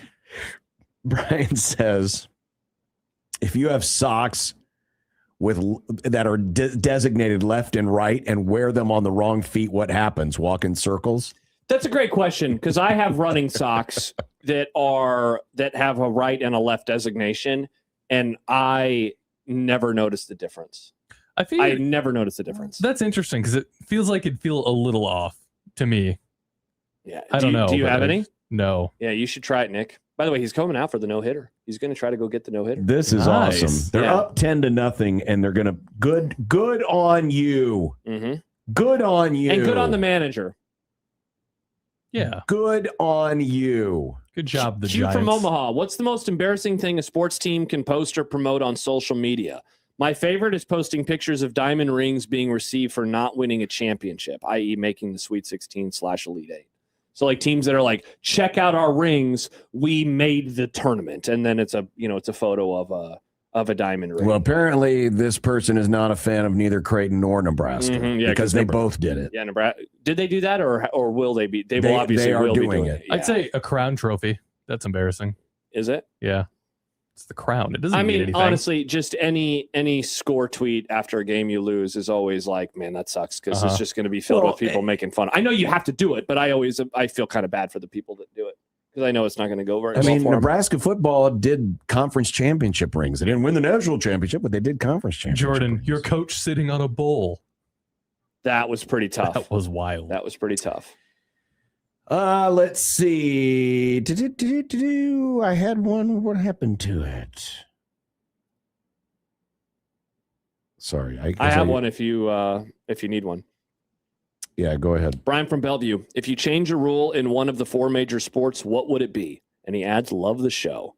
Thank you, Brian. Well, we all know what the correct answer is, and that is get rid of the magic timeout. Is that really your least favorite of all of the rules? It's not even close. Even more than the Ghost Runner? Mine It's is the not Ghost even Runner. close. Even more than the Ghost Runner. I want to get rid of the rule Ghost Runner. Easily. In defense of the magic timeout, it has always existed. The Ghost Runner is new. There were other things that always existed, I know, and we but I'm got just rid saying. of them. And so you the wanna- magic timeout is the dumbest rule in sports. That's crazy. It's not crazy. I think it is. How is it crazy? Where you've played this entire game where it's 94 feet, and every time a team makes a basket, you got to take it out underneath your own basket. And then magically, I'm going to call timeout, and you get to advance it into the front court. That is some of the weakest ass crap ever. In fact, I would dare say when women's basketball did it, they were telling women, you're not good enough to go the length of the floor. Wrong. It is a horrible rule. Horrible. I don't hate it. I have zero issue with it. Mine, I think, would be the Ghost Runner. I'm trying to think of other rules that I really, really despise in sports. Because, I've come over to your side on the diving and fumbling into the end zone. Mm-hmm. Oh, good call, Jordan. Men's basketball halves to quarters. That's not a rule, but I would definitely do that. Oh, interesting. Well, there's another sport that's being played right now that only does halves. Yeah? How come soccer fans not saying we should go to quarters and make the game flow so much better? Every time we have this discussion, you won't even meet me halfway on the discussion, and so you always because it doesn't change. It changes the fouls, but the scenario that you guys point out does not happen as much as you think. But it happens and the enough. Giants just got a hit. It happens enough to be a problem. It happens enough to be a problem. It does not happen enough to be a problem. For me, it does. If you don't hate it, then just let us do it. You always say, I don't care about the rule, but then you argue so vociferously against it that you obviously have a very strong opinion. I do. So, okay, then stop saying you don't care. Just admit you actually like halves. Say, I do want like him to- halves. Then why do you always say it doesn't bother me if they want to change it? You always say because that. it's not going to change anything. So why you don't need to change something if it's not going to do anything. And then again, just keep arguing for halves. I mean, that's what you do. I just wish you would I admit am arguing you for halves. like halves. It's not. I do. Okay. Well, I definitely disagree with you. Well, you also think the magic timeout's so great. I just don't. No, it's not that I just don't hate it. It's a rule that they've had since I was a kid. They've had it since you were a kid. It doesn't bother me. It's always been the rule. It's always been the rule. It's always been the rule. Josh now famously goes back to the 3/5 compromise. No, I didn't say that. I just am fine with timeouts. It's always been the rule that we round up these people and send them off somewhere. You guys are monsters. That's what you said. No. You said that. We're talking about Why basketball. should we change anything? We're talking about I basketball. don't know if this one it might be too dated for you guys. Oh, I bet it is. If you're Maybe. saying that. If you're saying it's too dated, it definitely Is it a howdy doody question? It was a conversation that Farron and I were having several months ago. This is definitely going to be 100 years old. What's your But favorite it used to be a thing from where the 30s? Where TV series would do a lot of guest stars. Okay, so what's the question?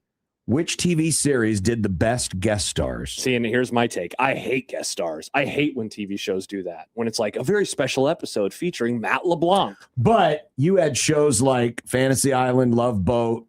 These aren't my shows. And I know, that's what I'm saying. It does go back and, Columbo. Now, when you say guest star, do you mean like an arc or like a one-off appearance? They're mostly one-off. One-off appearances? I mean, like on the Love Boat, every episode, you had the main core of stars, the people on, the crew of the boat. Mm-hmm. But then the guest stars were the passengers. Mm-hmm. This week, Charo and Hulk Hogan and somebody else. I'm trying to see if there's any that I enjoy. So, when I was a kid, Nickelodeon used to do a lot of guest stuff on their shows. Like All American Rejects showed up on iCarly once. That was there you cool. go. Yeah. Brady Bunch would do a lot of guest stars. Like Joe Namath would show up. Michelle Obama was on that show too. Okay, I got one for you. And John, you have probably never seen or even heard about this show on FX called Dave. Have you ever heard of the show Dave? I've heard of it. But there was an episode where Brad Pitt showed up, and it was really, really good. What about the Kareem Abdul-Jabbar I was going one? to say there was an episode where Kareem Abdul-Jabbar, and that was pretty good as well. That is a really good one. Yeah. Brian from Bellevue says the Love Boat, especially the Charo episodes. Charo. Yeah. Yeah, that's definitely... She was famous for having certain assets and going coochie. People were very horny in the 70s. Hell yeah, they were, Nick. Well, they are today too. I got another just one. Ashamed to admit it because people like you bonk them all the time. Nice. I got another one from Pedro. Not boink, bonk. He says your cell phone is not working. Your car stops working. It will not move. Would you rather be stuck on one of the busiest intersections, or would you rather be stuck on the interstate? No crazy zombies or Texas Chainsaw Massacre guy. Just your car does not work.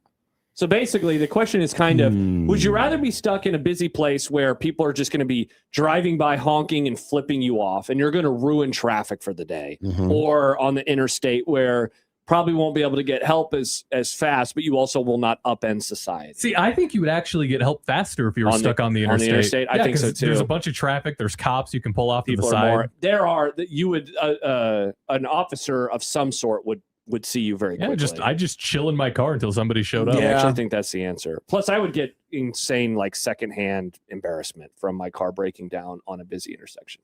That happened recently on my drive to work. Somebody's car wasn't working, and it screwed up my whole drive to work. It added an extra 10 minutes, and I was just really mad at this person, and so I felt bad. Jordan sent this email into the Equitable Bank Zone inbox. This happened a few weeks ago.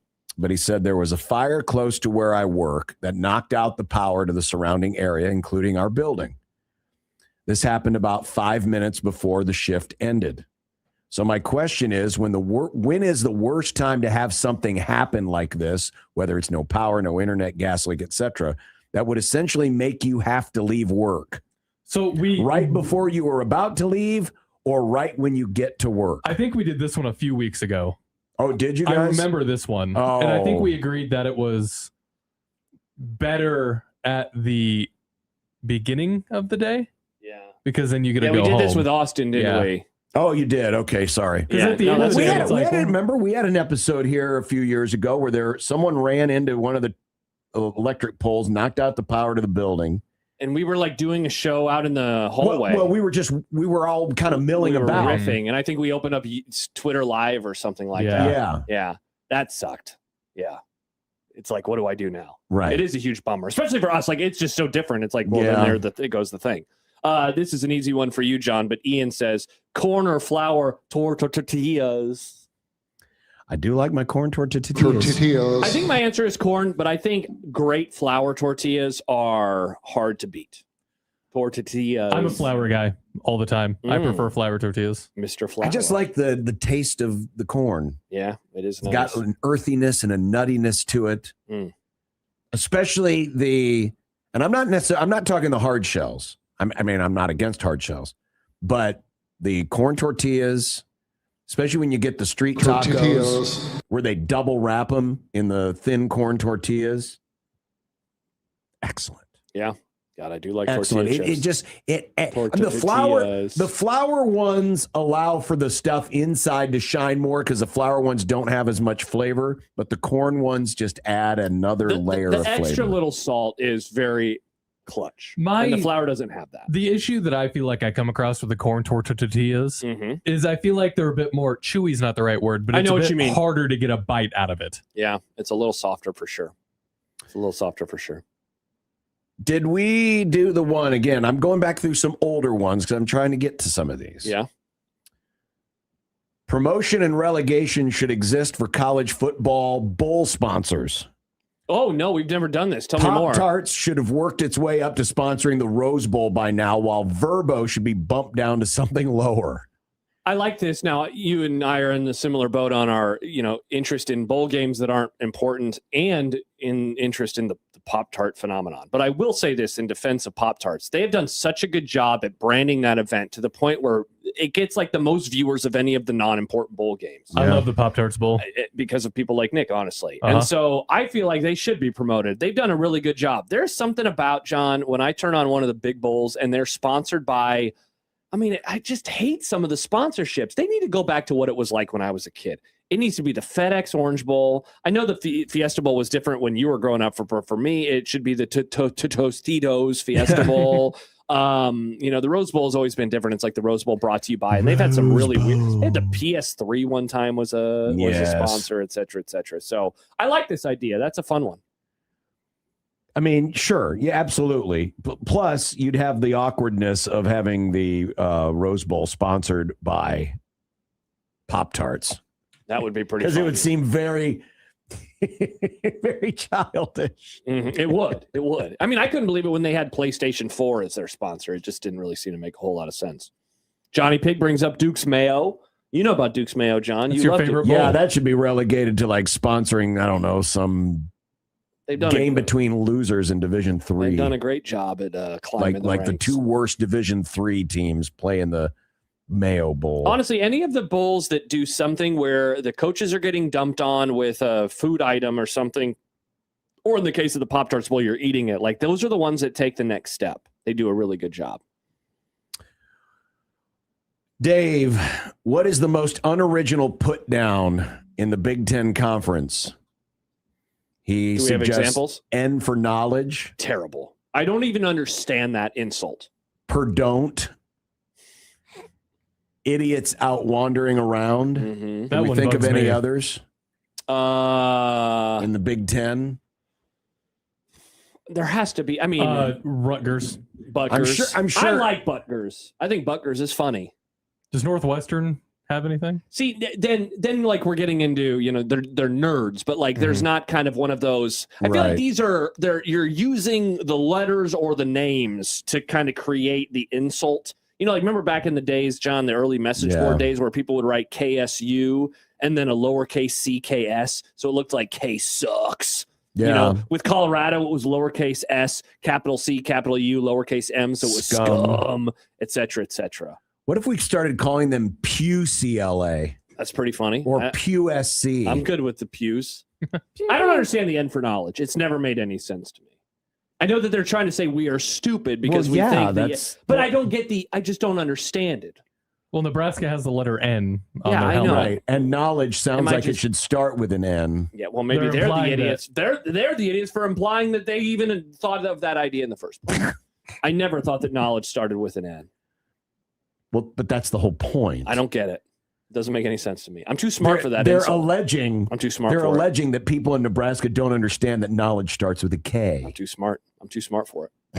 I'm sorry. I can't stoop down to that low of a mentality. Jay Todd says, speaking of socks, my dad would do sock shoe. Weird. Both socks before any shoes. Hashtag debate. Yeah, I do socks. I do the same socks and shoe order every time. Right sock, right shoe, left shoe. Every single time. Yeah. No, I don't know if I've ever done one foot entirely before the other. Prison Matt says it's accusing your opponent of thinking something dumb, like if we made fun of Iowa for being flat earthers. I actually like this idea. Can we start saying that Iowa fans are flat earthers? Instead of idiots out wandering around, but they're a bunch of flat earthers over there.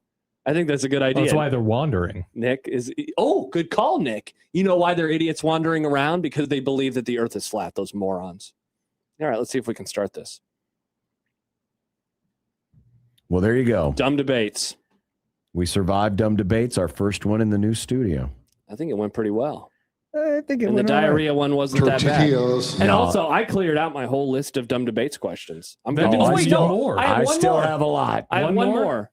Chris says, let's pretend that the college mascots of all the Power 4 teams come alive to battle for their respective conferences. Which Power 4 conference collection of mascots are you picking? So it's not just one school, it's the whole league. I mean, it's Big Ten because Purdue Pete will actually murder. Not a bad idea. Yeah, but here's your thing. Always take natural disasters. Hurricanes, Crimson Tide. So in the Big 12, you have cyclones. Cyclones. Hurricanes, I feel like, is the answer. So, I think it's the ACC. I see your point. That makes sense. But Crimson Tide, their mascot's an elephant, isn't it? Well, that's the mascot, but I mean the nickname is Crimson Tide. So I guess if you want to be technical and just say the mascot, like the Cyclones, their mascot's a bird. So in the case of the Cyclone, in case of the Aggies, it would be the dog. Well, in the case of Miami, it would be the bird, the ibis. It's Sebastian the ibis. Let's see. It is the mascot. Okay, so that changes things a little bit. What is the mascot? Well, I mean, Alabama's still pretty good because that's an elephant. Elephant. What are you thinking about now? Elephants. Nice reference, Nick. Baylor's got the Bears. Yeah. Mm-hmm. What's the biggest animal that's a mascot in any of the power leagues? Is it an elephant? It's not really a whole lot of things bigger than an elephant. Because nobody is dinosaurs, right? There are no dinosaur mascots. Because if you had the Tyrannosaurus Rexes, that would, help out. Jordan says SEC has a bunch of tigers and dogs. Yeah, I think that Yeah, but I'm not worried about dogs if there's tigers. There's no panthers right in college, so you don't have to worry about any of those. I mean, all the birds are screwed. All the people, I guess you can fly people around. are screwed. Yeah. I don't know. Have you ever seen Bird Box? Birds can be scary. I mean, the Badgers will be able to hold their own for a little while, but eventually, they're tough little bastards. You're just a Badger, though. But yeah, UCLA is in great shape. Mm-hmm. Oh, never mind. Yeah, Ken points out the Pitt Panthers. I forgot about the Pitt Panthers. You got the Pitt Panthers. Yeah. Yeah, if it was the actual name, it would be, I think, the ACC with a bullet because they'd have the Hurricanes. Yeah, if we were just looking at the name. But yeah, if we're taking the mascot, then it's probably, what is the elephant's name at Big Al? Big Al. Yeah, I'm going to go SEC because of the elephant. In the room. Nice. Yeah. Or wherever else he may be. Mm-hmm. Wherever he may roam. Wherever he roam, he roam. Mm-hmm. All right, coming up, our first edition of content. In the studio, not ever. In the new studio. Yeah. And in said edition of content, I'm stunned we haven't gotten to this because Harper Murray has changed sports. Incredible. This is incredibly important breaking news. Also, that's why we're getting to it at the very end of the show. Well, we wanted to throwaway segment. we wanted to wait. Hey, it's not a throwaway segment, Nick. This is for the topics we missed. There are no topics that are throwaways on this scrum. By throwaway, I meant topics that couldn't warrant their own segment. Interesting, Nick. Because we've been too busy talking about soccer all week, John. Update on LeBron James and baseball. Oh, baseball on 1620 The Zone.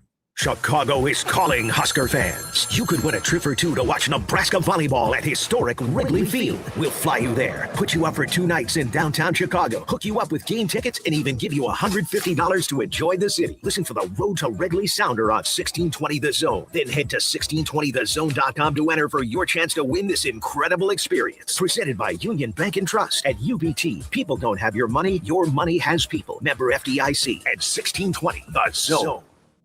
Weather from KETV Newswatch 7 is brought to you on 1620 The Zone by Certified Transmission.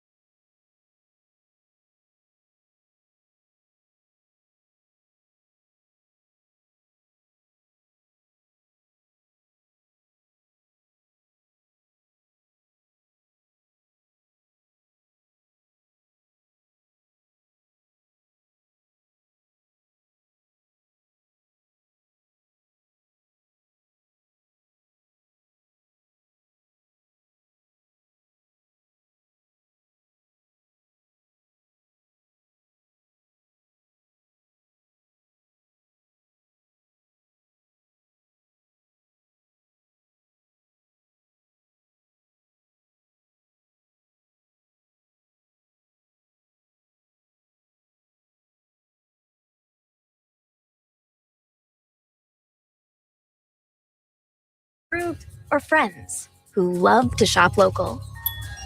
Have a good one.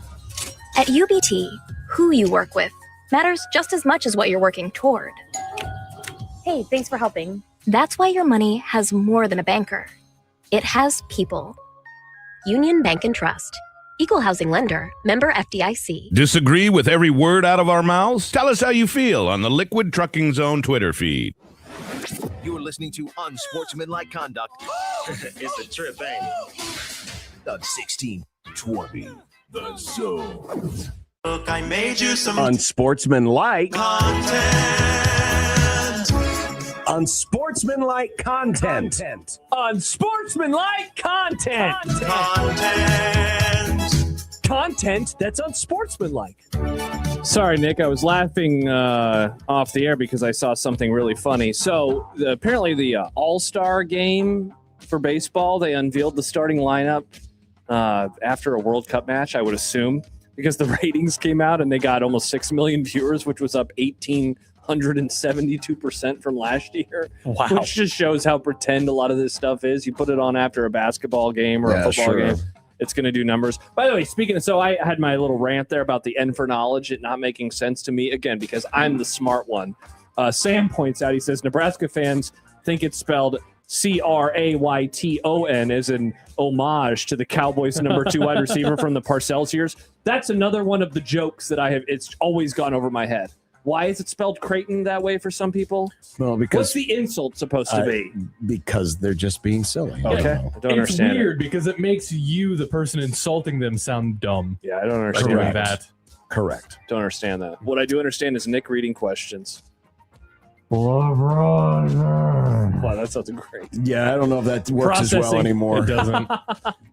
LeBron James is still a free agent. On Tuesday, Sham said he's down 3 to 3 teams, the 76ers, Cavs, and Heat.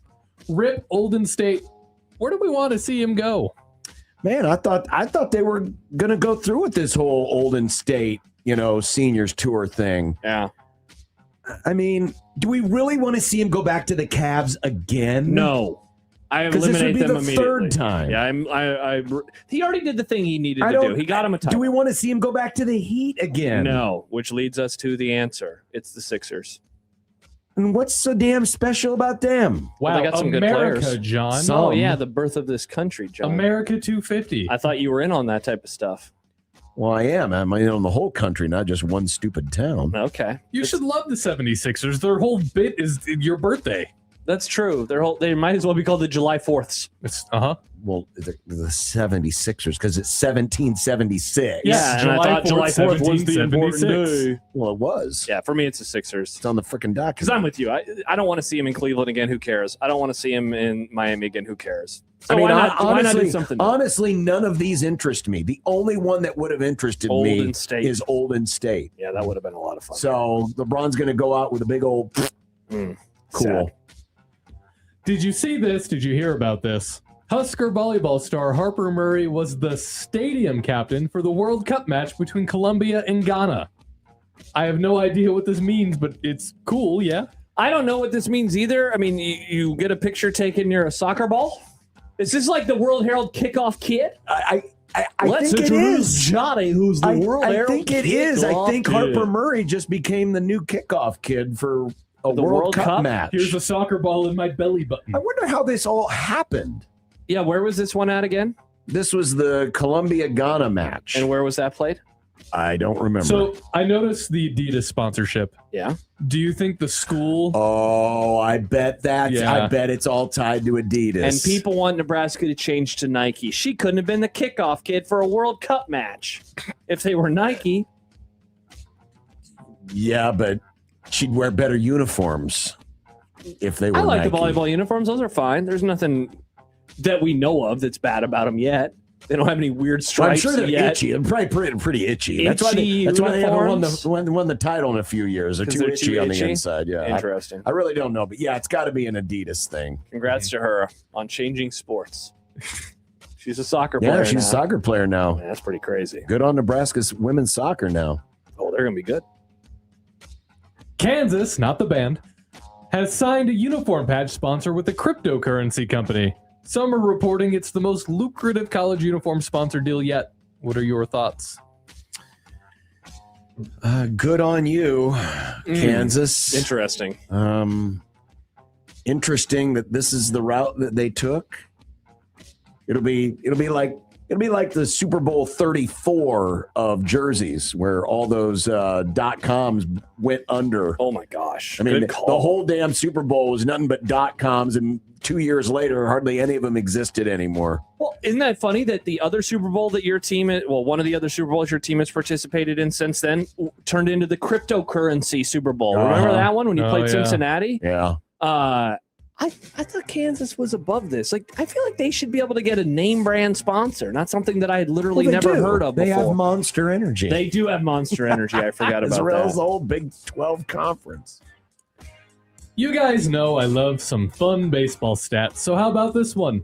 In a 6-4 loss to the Tampa Bay Rays on Tuesday night, the New York Yankees struck out 17 times to become the first team in American League history whose batters hit that mark in consecutive 9-inning games. Yeah, they struck out 17 times in their previous game as well.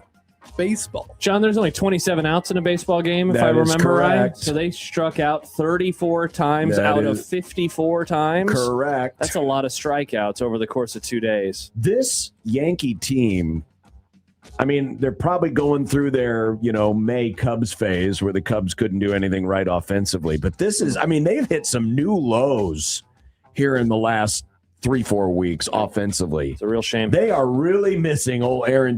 Could Aaron Judge, just his mere absence, be the cause of all this? I know he's a really good player, but he is just one of 9. And Stanton's not been healthy as well, so it's a little more than that. When's old Aaron Judge coming back? It may not be until he may be out another month. I think That's bad. It's bad. Speaking of fun baseball stats, here's another one. Kansas City Royals outfielder Tyler Tolbert tied a major league record with hits in 12 consecutive plate appearances. Tolbert matched the record set by Johnny King in 1902.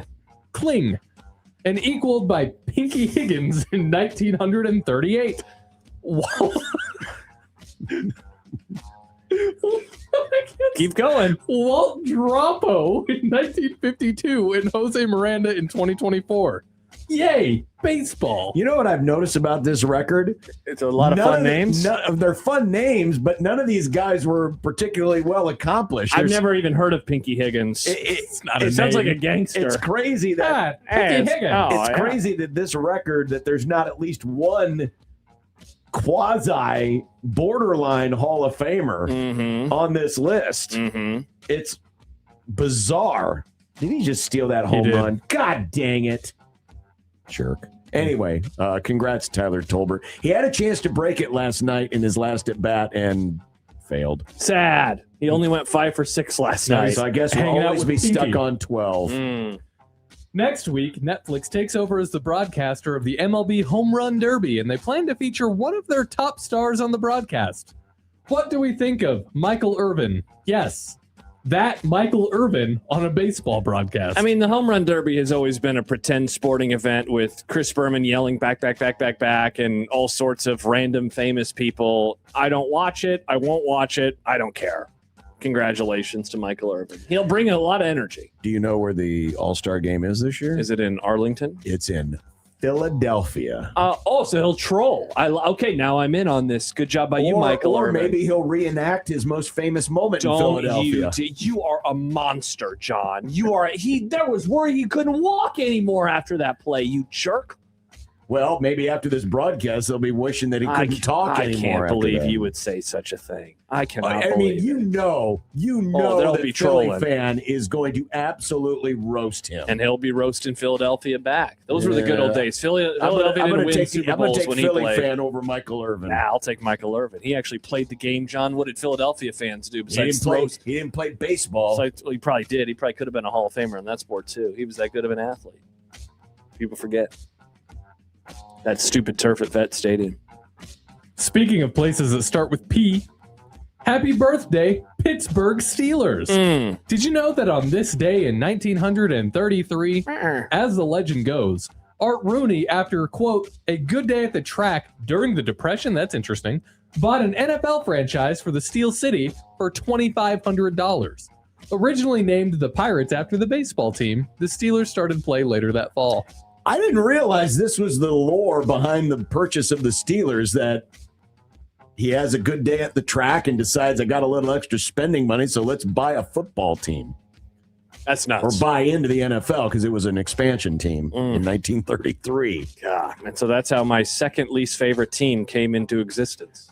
There is the NFL has had an issue back in the day where it was just easier for them. I mean, we still have a team out there that is named after a baseball team, the New York Giants. Yep. The Bears are only the Bears because there was the Cubs. They were in Wrigley Field, home of the Cubs. So they said, well, the football Bears are bigger than the baseball Bears, so we're going to be called the Bears. Nice.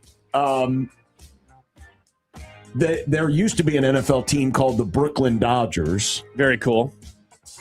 It's like, did anyone not have any imagination back then? No. But hey, or has CTE been an ongoing problem for football for a long time? I mean, in fairness to the old days, how many teams in the SEC are named the Tigers?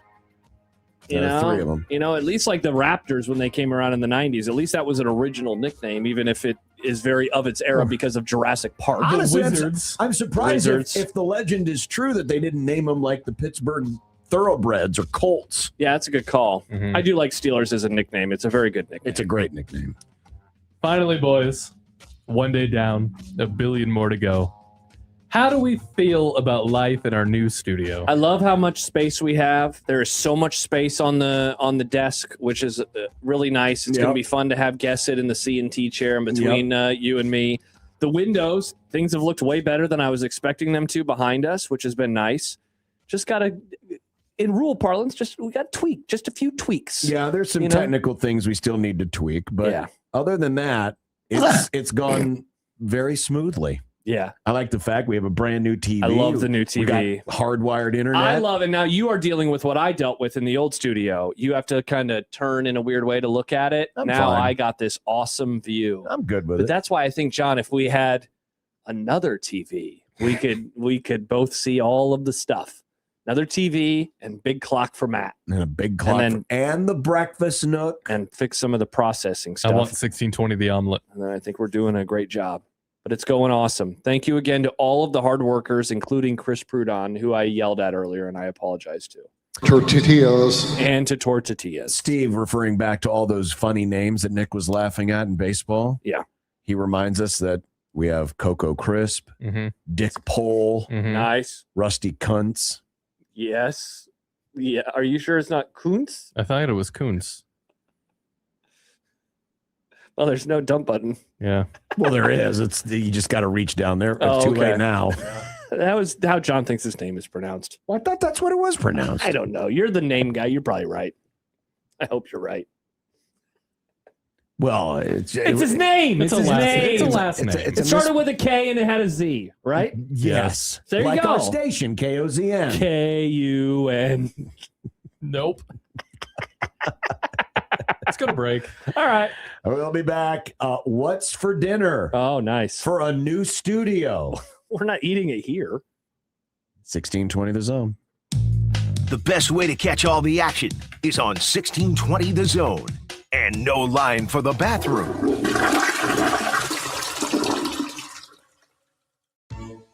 Brent Rasmussen of Mortgage Specialists. You've decided to buy a house. Now what? You know, it doesn't matter if you're a first-time home buyer or a seasoned homeowner. The home buying process is not the same as ordering something from Amazon. The biggest trick is knowing how much you really can afford before the real house hunting can begin. I mean, really know. There's no time for guessing games, which is why talking with a mortgage professional like Mortgage Specialists first can make a difference. Some house hunting websites have calculators that'll give an estimate of the monthly payments, but they aren't really reliable. It's a better idea to get an accurate payment estimate using your own personal information. That's where Mortgage Specialists can help. Really help. Find out more when you subscribe to Mortgage Matters in Minutes on our YouTube channel. Just search Mortgage Specialists LLC. Click mtg-specialists.com. NMLS number 5918, Equal Housing Lender.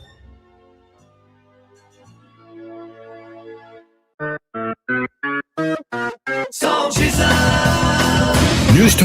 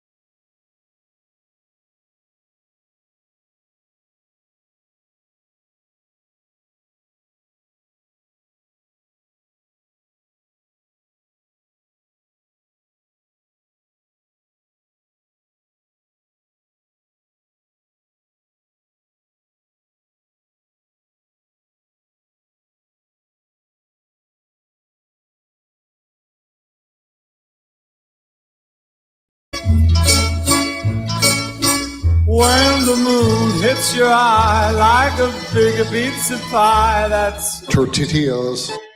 When you knock us down, we're going to get up. And on the way up, we're going to bite a kneecap off. Crust is good on your pizza, not your ass. I will eat your ass first. And I think we're going to serve McDonald's, Wendy's, and Burger King. And then it's going to take 2 more shots to knock us down. And I would think that's their favorite food. I'm ready to hang them up, gut them, and skin them, and chop them up. You know what? I'm ready. My daughters aren't starving to death.